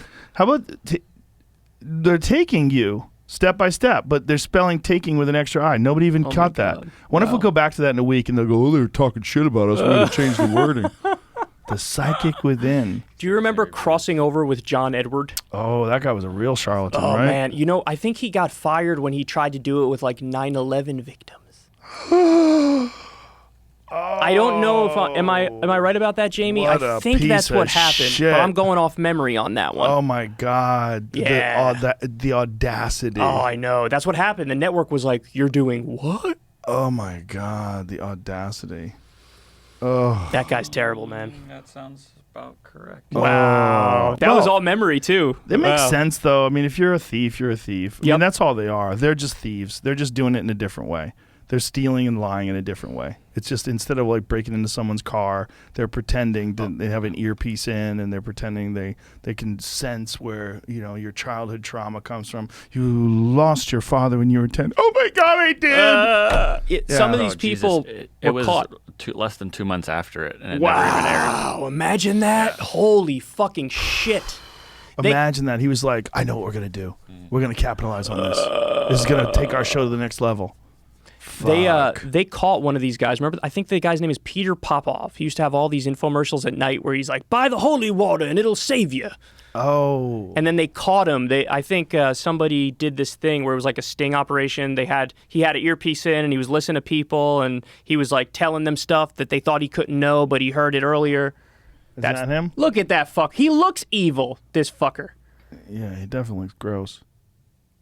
Whoa. Wow. He looks demonic. He does, doesn't he? Like a ghost. Oh, you know what I tried watching Free last Miracle night? Spring Water. Oh, they say free. I thought they charged for it. They have before. I tried watching last night that I've never seen before. I was alone in the house, and I had to shut it off. The Conjuring. Never saw that. No. You never saw it? No. Dude, just the previews alone, I was like, fuck this. Too scary? I ordered it, and I said, before I watch this, let me just watch the preview. And I watched the preview. I'm like, nope, not going to do it. It's got to be bad then, huh? No, it's good. I heard it's really scary. I mean, bad as in really scary. That's oh, what I mean. yeah. But bad in that sense is good, right? Well, not for me. It scares the fuck out of you. You don't like those kind of movies. No, I don't. I mean, I'll watch them every now and then, but I'm a little bitch. I want to be a little bitch. You know what you should see? I talked about this the other day on the podcast, but you really should watch this and smoke a little pot before you watch it. This documentary, The Anthropocene, about the human race and the impact the human race has on the earth and what we've done in terms of strip mining, and it shows all these different, like, it's really vivid and shot with drones, a lot of it, so you get this overall perspective of the mass of some of these mines, and where they're tearing down these old churches to make room for more mines, and it's like wild shit. And I was sitting at home by myself going, whoa. It just gives this sense of ominous doom, like human beings left unchecked would just continue to destroy everything in front of them. I want to watch that. You it's said heavy. That was Netflix or Amazon Prime? I watched it on iTunes. Okay, gotcha. Yeah, I don't know if it's on There was Netflix. one you mentioned the other night. I don't remember what it was, but it was something that sounded last really night interesting. when we were hanging out? Yeah, I think so. It might have been that. Was it about? No, it wasn't that. It was something else that you said Amazon Prime it was on. Oh, that's Holy Hell. What's that one about? Holy Hell's that's the cult. Oh, right. That's the thing. I got to make a list of this stuff because that stuff sounds amazing. That one's sad. Is it? Yeah, that's sad because the people that were in that cult, they're still around. Some of them, one of the cult headquarters was in Austin for a while. And now they're in Hawaii, and they had these people that were in that cult that are now like, one lady was a dog walker, and you could see this looking around like I lost my whole life. Like her whole life is gone. Like she lived her whole life in this bullshit cult, and now here she is, 50 years old, just trying to like piece it all together. The sunk cost fallacy is real. When people at some point know that what they believe or what they're doing is bullshit, but they just can't get out of it because they're like, I've invested years and years and years into this. How can I get out of it? Yeah. That's a very real thing that people deal with. I recognized that in martial arts when I was a kid. Because the martial art that I was doing that I was really good at was Taekwondo, and it turned out that's not a really good one to learn. Right. When you learned about jiu-jitsu is when your mind changed. Yeah. Well, but for me, it was boxing and Muay Thai. When I learned when I started boxing, I thought I had a way distorted perception of what I could do with my hands. I was like, I know how to punch. But I was getting murdered in a boxing gym. And I was like, oh, no, this is terrible. Especially when I couldn't kick guys. Like kickboxing, I could kind of hold my own because I was a good kicker. But then when leg kicks were introduced and then boxing was introduced, I was like, I wasted a lot of time. Turns out it wasn't necessarily true because once I learned all those other things, then the Taekwondo was a huge advantage. Right. Because I have all this power from kicking and I have this ability to use my legs. And like you get leg dexterity from Taekwondo that's really difficult to get from other things because you're constantly throwing kicks and you're very rarely throwing punches. So a lot of people, like there's a girl named Michelle Watterson. She calls herself the karate hottie. It's hilarious. But she has that kind of karate leg dexterity, similar to Taekwondo leg dexterity. Stephen Wonderboy Thompson is a top welterweight contender. He's got that kind of leg dexterity too, where he can do crazy shit with his kicks that most martial artists that just start out just doing MMA don't really develop. But by itself as a standalone, it's not good because it's just too easy to take people down. Jiu-jitsu guys, you're helpless against them. Yeah. They grab a hold of you, you're strangled. That's the top, right? Jiu-jitsu is the top, would you say? Wrestling is number one, I think, because wrestling can dictate whether or not you could take a person down. And some jiu-jitsu guys are not good at wrestling. So they can't take you down, and then you could beat them up if you have wrestling because they'll try to clinch with you. And that was Chuck Liddell's thing. Chuck Liddell was like a really good wrestler, but he would use it to stand up. He would use it to make sure that you couldn't take him down. So like the ability to take someone down is probably the most important thing. But it's all dependent upon how good people are at each individual skill. But the point being, like, to just get good at Taekwondo was not good. And it was a real wake-up call for me because they were all brainwashed. All the Taekwondo people were absolutely convinced, all the people that I trained with, was that this was the best martial art because that's what they had dedicated their life to. Yeah. And I was like, fuck this, I'm out. I mean, even though I had dedicated my whole life to it, I was only 21, and I was still flexible. I was like, I got to get out of here. My life had still some flexibility to it, so I bailed. But I know that feeling when you're completely committed. But I remember one of the first times I was boxing where I was sitting there with a bloody nose, I just got lit up in a sparring session, and I was sitting there going, fuck. You were like, I'm not as good as I thought I was. Right? Not even close. Wow. Not even close. And it took like a couple of years before I became competent at it. And then the idea was also there was a real problem where professionally there was no avenue in professional Taekwondo. Right, yeah. And then the avenue in professional kickboxing paid so little. And then I had one of my friends that I was training with that went on to become, he was a New England middleweight champion. He actually became a pretty good pro boxer. He beat Howard Davis Jr., who was an Olympic gold medalist. He beat Vinny Pazienza. His name was Dana Rosenblatt. He was one of my main sparring partners. And he was also one of the reasons why I stopped doing it, because I realized, like, he's way more dedicated than I am. Like, I used to be this dedicated, but now I'm seeing this kid, and he was like a couple years younger than me. I'm like, I'm quitting. I'm done with this. That's one of my favorite things to see, though, is somebody who's so dedicated at something, because there's really just a totally different quality to, like, the form of whatever it is that they're doing. If you've ever seen a pro golfer make a golf swing and the sound quality when they hit the ball, if you've ever seen somebody who's, I'm sure if I saw you do some form thing for Taekwondo, I'd be like, Jesus fucking Christ. Like, everything's so efficient. There's zero wasted motion. Right. That's one of my favorite things to see, regardless of the sport, regardless of what it is, because that you're watching an art form, really. You're watching somebody at the peak of what it is they do. With Dana, it was really his dedication. He was so dedicated because I think at the time I was 21. I think he was 18, somewhere around there. Maybe I was 22 and he was 19, something like that. But it was in that same range where it was like he was all in. That was his whole life. And I remember thinking, man, this is not my whole life. I'm bullshitting myself. Because it was before when I was younger. And I kind of thought I'm still that dude, you know, because I knew I had in my head victories that I'd already achieved and guys I had knocked out. I thought about it in my head, but then the reality of watching someone who was actually living that life and getting up in the morning and running 5 miles and then eating really healthy and then going to the gym and doing rounds in the bag and then sparring, and I was like, okay, he's more dedicated than me. I gotta get out. Because I didn't want to be, you know, like, there's a thing about combat sports that's different than anything else, is that if you're not obsessed, you become a victim. Yeah.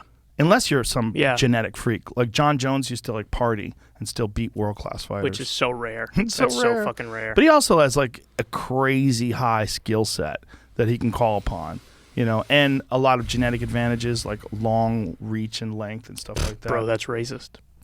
Long reach and length No, is you said racist? genetic advantages. I'm joking. Oh. Playing around. Well, I don't think it's racist. I'm joking, Joe. But no, just you just caught me off guard because I was in the middle that of was trying left field. to think of what else I was going to say about him. But my point is, when I left Taekwondo, I remember thinking like, God, I dedicated so much of my life to this nonsense, and then here it is, like staring me in the face that I've wasted time.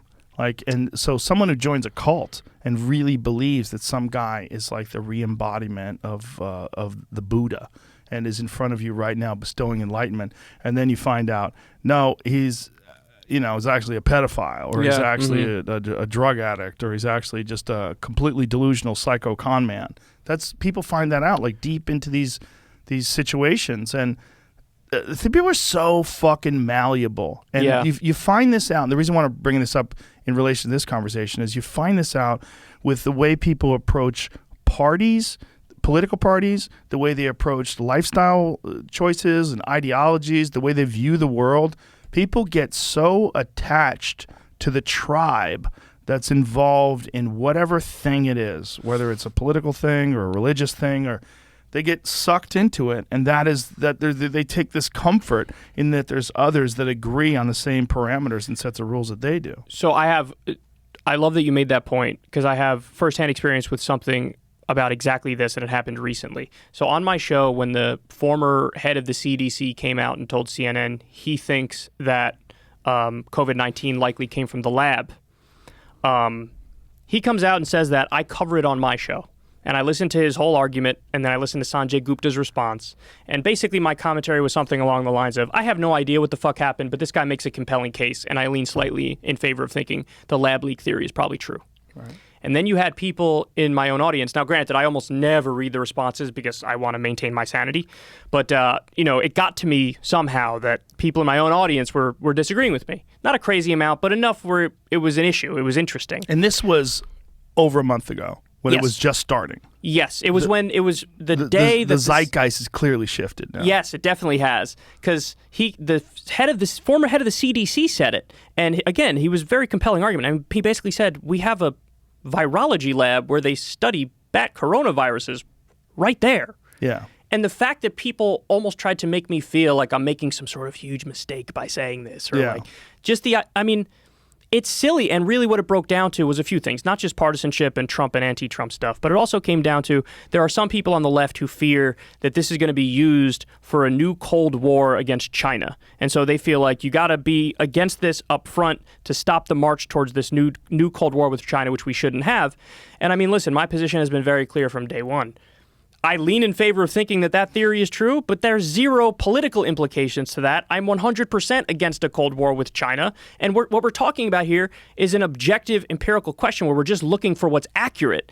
The political implications, we could debate those after, and I'll always be on the side of I don't want to escalate with China and I don't want to escalate with Russia.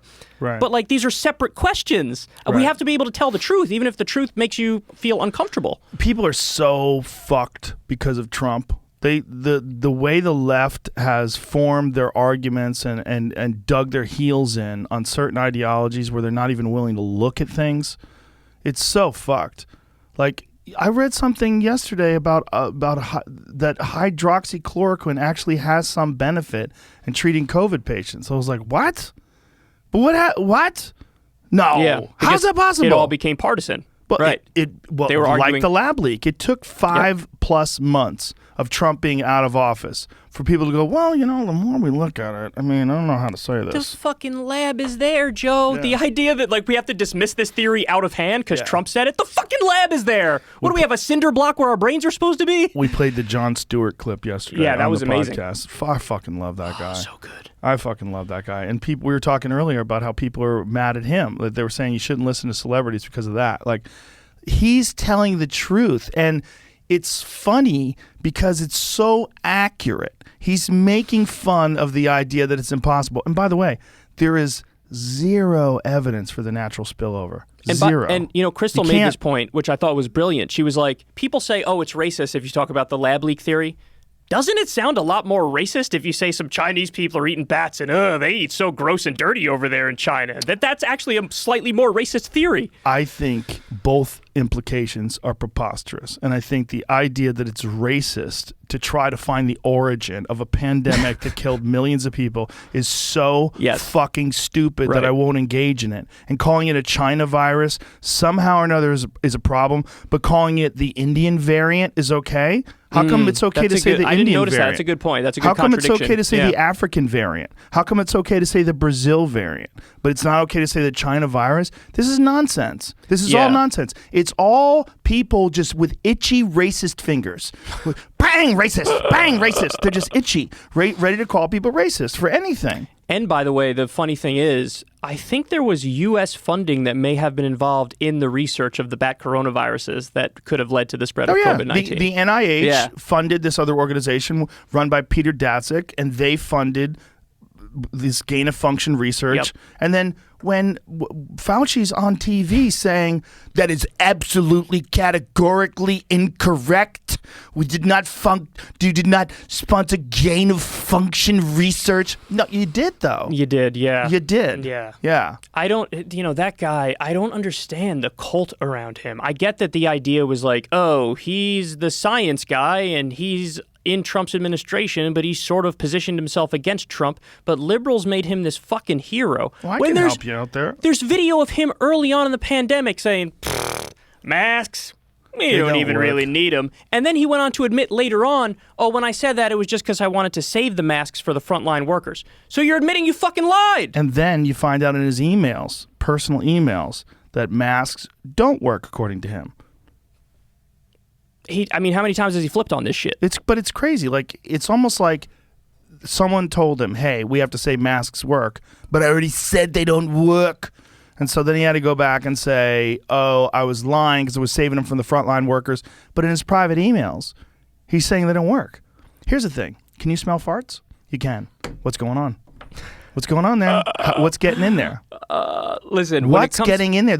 These ones where you could just do this? Are these assholes that have bandanas on? Yeah. Get the fuck out of here. That ain't doing shit. Yeah, but is it? Here's the other question. But is it? Because the flu's way down.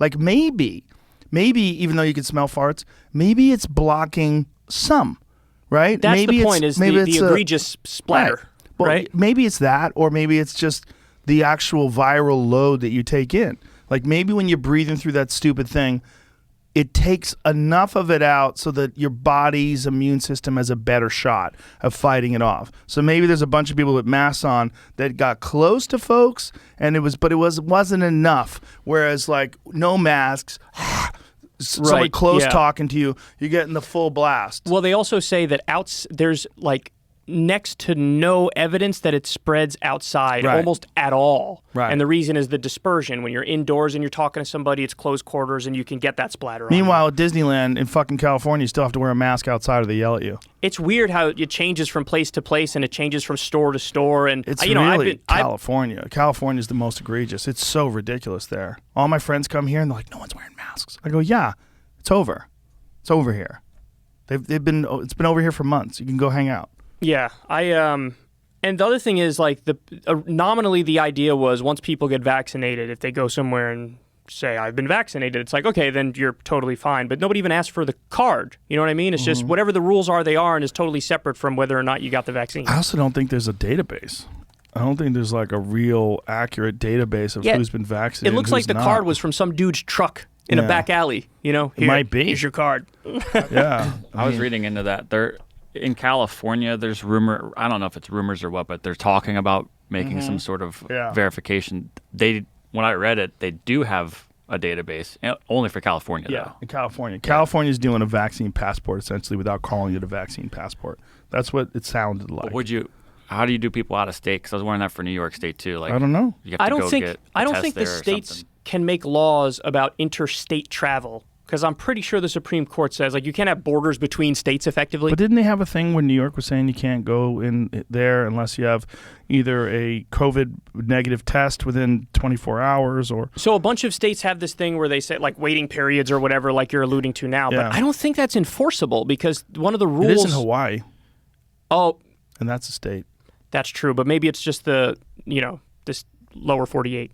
I don't know, maybe, because it's an island. The thing about Hawaii is it is separate. And the other unfortunate thing about Hawaii is a lot of overweight folks, and that's the number one comorbidity factor, even more so than old age. And the only thing that's more than overweight is vitamin D deficiency, which is crazy. Vitamin D deficiency is actually more of a comorbidity than being overweight. Wow. Yeah, it's nuts. Crazy. Vitamin D is a weird one, man. And that's because you get a lot of that thought from sun, about it. Right? Yeah, that's the best way to get it. The best way to get it is from sunlight. But you got to be out in the sun a lot. Yeah. And Most that's people the thing about northern climates. I was listening to this doctor give this lecture, and he was saying there's no such thing as flu season. He's like, really? He goes, there is. But why do you think flu season is always in the winter? Well, it's because it's a vitamin D deficiency season. He's like, no one's outside. He's like, you're not outside. You're covered up with clothes. You're in and out of the outside quickly. Especially if you're in northern climates, or if you're in like the Northeast where everything's covered with clouds. He's like, you're not getting any vitamin D. Dude. It's amazing. I have firsthand experience with what you're talking about because I've always said I'm way less happy in the winter and in the fall in New York. Seasonal affective disorder. But come the spring and the summer, of course, I fucking love it. I feel great. Well, there's a reason why it feels good to be in the sun. Because your body is giving you a reward for soaking up that vitamin D. It's like, yeah, this is what we want. Because it's a hormone. It's not even a vitamin. That's one of the weird things that Rhonda Patrick explained to me. Dr. Rhonda Patrick was saying that it's actually a hormone. Whoa. Yeah, and that you think of it as a vitamin because you could buy it in a store. But it's responsible for so many different things, not just your immune system. It is greatly beneficial for your immune system, but it's also responsible for brain function and muscle growth and all sorts of other things, too. But then if you're in it too much, you could get skin cancer, though, right? So, like, isn't there obviously a balancing That's thing? radiation. Oh, radiation, okay. But it's also melanin. Like, black people are protected because of melanin, but because of that, they have more of an issue with vitamin D. That's one of the reasons why black people and brown people were disproportionately affected by COVID in a lot of places. Because my friend who was a doctor said that when he was doing his practice in New York, that he was testing a lot of black folks, and they were unrecognizable levels of vitamin D. Like, you couldn't measure it. And he was like, this is a giant problem. He goes, because when you have dark melanin in your skin, you can go outside, or when you have dark pigment, rather, you can go outside and you can take in all that sun rays because your body's protected because obviously their ancestors came from Africa. But if you're one of those people, like your ancestors came from Scotland, the reason why they're so white is you're basically like, you're a solar panel for vitamin D because there's no fucking sunlight. So you got super pale so that what little time your skin was out there, you sucked up as much vitamin D as it's your body craving for vitamin D is what it is, which is really wild that vitamin D is really what dictates the color of human beings' skin. It's fucking wild. That is wild. Can you supplement it effectively? Yes. So it works when you supplement it? Yes, it does. Because some things you take in and it doesn't even absorb the right way. You can definitely supplement effectively with vitamin D, and it has a big impact. There's studies that show a big impact on the immune system, but it's best when you get it from the sunlight. Gotcha. But really what you should do is both. Just to make sure that your bases are covered, you should supplement with a certain amount of it. You know, some people say 5,000 IUs a day. Some people say more. But supplement with a decent amount. And then get blood work done. Find out where your blood levels are at. Yeah. You really should do that. Everybody should do that like every few months for anything anyway. Just find out if you're healthy. It's not hard to do. But that's one thing of many things. People should be supplementing with a host of different vitamins. It makes a giant impact on your health. It really does. Yeah. And for the longest time, asshole doctors... And when I say asshole, I don't mean they're really mean. I just mean they don't know what they're talking about. They say, well, you get whatever you need from a balanced diet. And you see there with their paunchy gut and their fucking skin hanging off their face. Like, bitch, you don't have a balanced diet. What are you saying, balanced diet? You tell me how you're getting vitamin D from a balanced diet, stupid. Like, they don't have any education in nutrition. So what if you're a general practitioner, the amount of time you spend in medical school learning nutrition is very small, and it happened decades ago. And the idea that these guys are supposed to be on point today with all of the research, you need to talk to someone who's like a legit, bona fide, right now nutritionist, someone who's been studying all these different peer-reviewed papers. There's so much going on. Like, every time Dr. Rhonda comes in here and she reads off shit, you're like, Jesus, like, she's doing it all off the top of her head, and she's just rattling off these statistics and information, all these different studies, and now we know about this, and now we know about that, and so you should mix this with your diet, and this has had a profound impact on cognitive decline. And I'm amazed at how much the weather affects my mood. I'm always amazed by it. Look how white you are, bro. You're pretty white. Yeah. Yeah. Take that vitamin D. But also... But what I was going to say is when I did supplement it, it didn't seem to work last winter. So I need to give it another shot when it's Well, how much were you supplementing with? season. I don't remember the amount. Well, you should supplement with that, but you should supplement with a lot of other things. There's some evidence that vitamin K accentuates vitamin D in its efficacy somehow or another. I'm not sure how. I think the evidence is that's an interesting one. Like, I'm not sure if that's been proven, but a lot of people believe it's the case, and I think I learned that from Dr. Rhonda too. But fish oil, really good. Changing your diet. Changing your diet to eliminate most inflammatory foods. Drinking a shitload of water. Don't tell me I got to give up Taco Bell. That's bullshit. Are you a Taco Bell guy? I'm a fucking fast food guy. Give me whatever you got, bro. That's a problem. That stuff's a problem. I think it's a solution. What's your number one go-to? Oh, shit. It really depends on the mood. But yeah, Gordita Crunch from Taco Bell You're is really phenomenal. eating that? But you're so smart. Why are you eating that filler and all that? Because it's tasty as fuck. The meat in Taco Bell doesn't... What is it?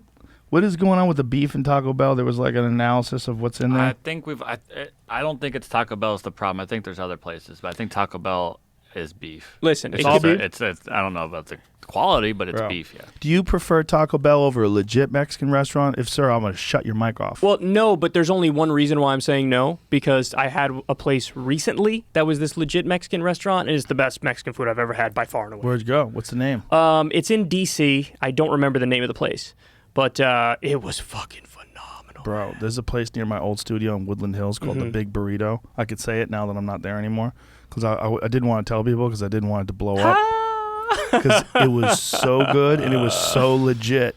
You go there and they got Mexican soap operas playing. Nobody speaks English, and the food is off the hook. Oh my Jamie, God! you ate there, right? Mm-hmm. How good? Really good. But I'm in this. I can't fight against this either. What do you mean? I grew up in the 90s, and marketing of all this shit is ingrained in my blood. So you can't escape the grip of Taco Bell? Every so often, you gotta get it delivered. They could release a study saying Taco Bell is made with camel anus, and I'd be like, listen, if you shoot that a camel, Gordita Crunch is banging. If you shoot a camel, you should eat the whole thing, including the anus. That's what I think. I'm a nose to tail kind of guy. There you go. I ate liver for breakfast this morning. Did you really? Elk liver. Yeah, I eat it all the time. How did it taste? Tastes good. I like it. Really? I like it. It's really good for you. That's wild. Yeah. Yeah, I don't know if the way I eat is the right way to eat, but it's the right way to eat for me. Yeah, man. Whatever you want to do. I'm not a Taco Bell guy. I'm out there eating elk liver. Yeah. I'll continue eating. And bacon. With nacho cheese. I had elk liver and bacon. I had bacon this morning. Yeah. There you go. Yeah. Do you like Five Guys burgers? Oh, fuck yeah, I like Five Guys burger. Okay, I had now we're friends again. See, my hierarchy is Five Guys number one. Me too. Thank you. Give me some knuckles on that. All these fucking haters, all you In-N-Out losers, and what In-N-Out's pretty good. That's my number two. I was just gonna say it's Five Guys, In-N-Out, and then Whataburger. Whataburger's not on my list. Well, you know what the problem is, Joe? I had it with the fucking mustard. And I'm like, who fucking puts a mustard on a burger? It's pretty good. Nah. All of them. Yeah, get rid of the mustard and then it's better. Yeah, you have to. I mean, every burger I eat has mustard on it. So. Oh. No, see, now I'll hit you with a New York thing. I'm curious if you'll like this. Go ahead. Ketchup on a bacon, egg, and cheese. Oh, yeah. I like that. Some people make fun of me for that. I'm like, are you fucking kidding? Everybody in New York has it. You know what's better, though? What's that? Mayonnaise and hot sauce. I like mayo. I'm not the biggest hot sauce guy. Yeah, should I give it a shot on what? On a bacon, egg, and cheese? Yeah, but you're a guy who's not into spicy though. Not much. Yeah, I can take a little bit, not much. I lather the mayonnaise on, and I fuck that thing up with some habanero sauce. Woo! And then when you're eating it, like it just squirts in your mouth with all the yolk, and then the habanero sauce and the mayonnaise. Woo! You earn the right for me to try some weird shit that you enjoy because I like your fucking CBD drink. Pretty good, right? And I never would have thought I would have liked it. I know, it's not bad, right? It's like pineapple and jalapeno. I was like, the fuck is this? I took one sip. I'm like, It was a ridiculous idea because when John from Killcliff were talking about trying to design a flavor, I was like, tell me if this is possible. Because he was like, we need to come up with a signature drink for you. I go, okay. Can you do a spicy drink? Because there used to be a drink that I would buy. And I know we found this once upon a time, Jamie. I forget the name of this company, but I would get it at this local liquor store. I bought a bottle of it once, and I became obsessed with it. And I would drink it like crazy when I would write. And it had like skulls and shit on the bottle, and it had like spice in it, like capsicum. Is that how you say it? No idea. It's like it had spice, and it would like, some of them were blue. Like the drink was blue, but it was really good, but it was spicy. And I was like, this is the craziest soda I've ever drank in my life.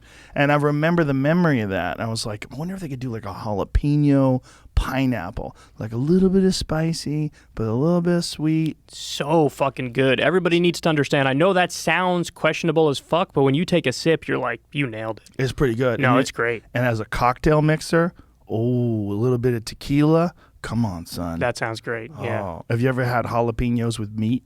No. That's what you need to try. Jalapenos and elk. If I have you guys over for dinner someday, I'll cook up some elk. I'd love to try Sliced jalapenos. Jalapenos and elk, why not? I'll give that a shot. But you don't like the heat, though. No, I mean... Jalapenos bring the heat. Are they that bad? Some of them are rough. Okay. Yeah. Some of them, your whole mouth's on fire. It's a no-go for me. It's got to be moderate. I could take some moderate heat. Jalapenos are probably the most wildly inconsistent pepper. See, I've definitely had some that have not been super hot, and those are okay. But when I get a hot one... It's weird. Like, in that Mexican joint that I was telling you about, they would have like pickled jalapenos and onions on the side, and you like get those on the side. And you would eat one, you're like, delicious. And then you eat another one, like immediately. Yeah. Like, I don't understand it. Yeah. I don't know what's going on. Yeah, that's crazy. I'm surprised that doesn't punish your asshole later in the day. Doesn't. That's amazing. Because I know a lot of people, that's how it reacts. No, I guess I just eat a lot of hot. I eat spicy food almost every day. Whoa. Yeah. I never would have guessed that. Yeah, pretty much every day. Here's what I do. I'll cook up a bunch of meat, and then I have leftovers, and then when I eat the leftovers, I take a plate, I pour a bunch of habanero sauce on the plate, and then I take slices of meat, I dip it in the habanero sauce, and I eat it cold. Whoa. Yeah. Wow. So I eat a lot of hot food. That's a man shit right there. That's what I describe that as. Well, my little 11-year-old daughter does it too. Really? So. Oh my God. You got her on Onnit supplements too. No, not yet. I don't want to fuck her up. Hey, dude, we did 3 hours already. Awesome. I had a great time, man. Time flies by with you. It does. It's always a pleasure being here. Always a pleasure Secular visiting. Talk. It's on YouTube. Don't let them fuck them over with the algorithm. Subscribe. And everybody check out Crystal Kyle and Friends too. That's my other new podcast with Crystal. How do they get that one? Yeah, so it's free on every audio platform, every podcast platform. But if you want the video, it's $5 a month on our Substack, and you get it a day early. So that's how that works. What format does the video come in? It's an unlisted YouTube link. So if you pay $5 a month, you get it. And we've had phenomenal guests. We've had, like I said earlier, the CIA's worst nightmare came on our show. David Talbot, he was awesome. We had Noam Chomsky. We had Cornel West. We had... How was Noam Chomsky? He obviously did it remote, huh? He did it remote, yeah. And he's so soft-spoken these days. He's so soft-spoken, and he's old as hell, but he's still got it. He's still with it mentally. It's kind of amazing when you talk to him, and you realize that, this guy's almost 100 years old, living legend, and he's still... I asked him a great question. I asked him about like his legacy or something, and he was like, I don't give a fuck about my legacy. That was basically his response. Was like, I don't think about that shit. He clearly doesn't too. He's not bullshitting. And I was like, that's why we all love you, because we know you're. When you talk, it's something you really believe, and you're not thinking of anything, personal or every now about and then your ego. I'll go on a kick where I'll watch old YouTube videos of Chomsky, like YouTube videos from the 60s and the 70s. Him and Buckley. Yeah. Oh my God, those are amazing. So good. He made William Buckley look like a dunce. He said behind the scenes, Buckley was pissed. Buckley was pissed off air. Do you remember? You've seen that thing with Gore Vidal. Yes. What is it called? You showed it for me. You showed it to me. It's a great documentary. I forget what the name of it is. You remember the name, Jamie? Oh, I was talking about the thing where Gore Vidal was yelling at somebody. You showed me a video of that. There was like an argument that included Gore Vidal. Oh, Buckley and Gore Vidal. Yes. Well, Buckley yelled at Gore Vidal because Gore Vidal made him look stupid. And Buckley, he said, best of enemies. So this best of enemies is about television debates that were going on during, I guess it was the 60s. Really interesting, though. Yeah. Great stuff.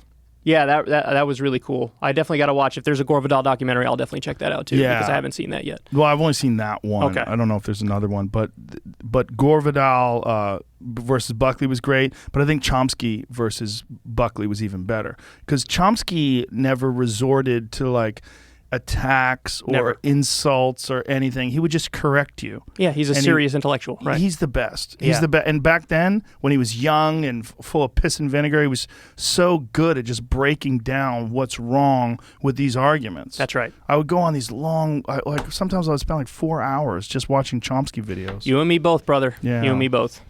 All right. Thank you, my friend. Always good to see you. Pleasure, man. And that's it, everybody. Bye-bye.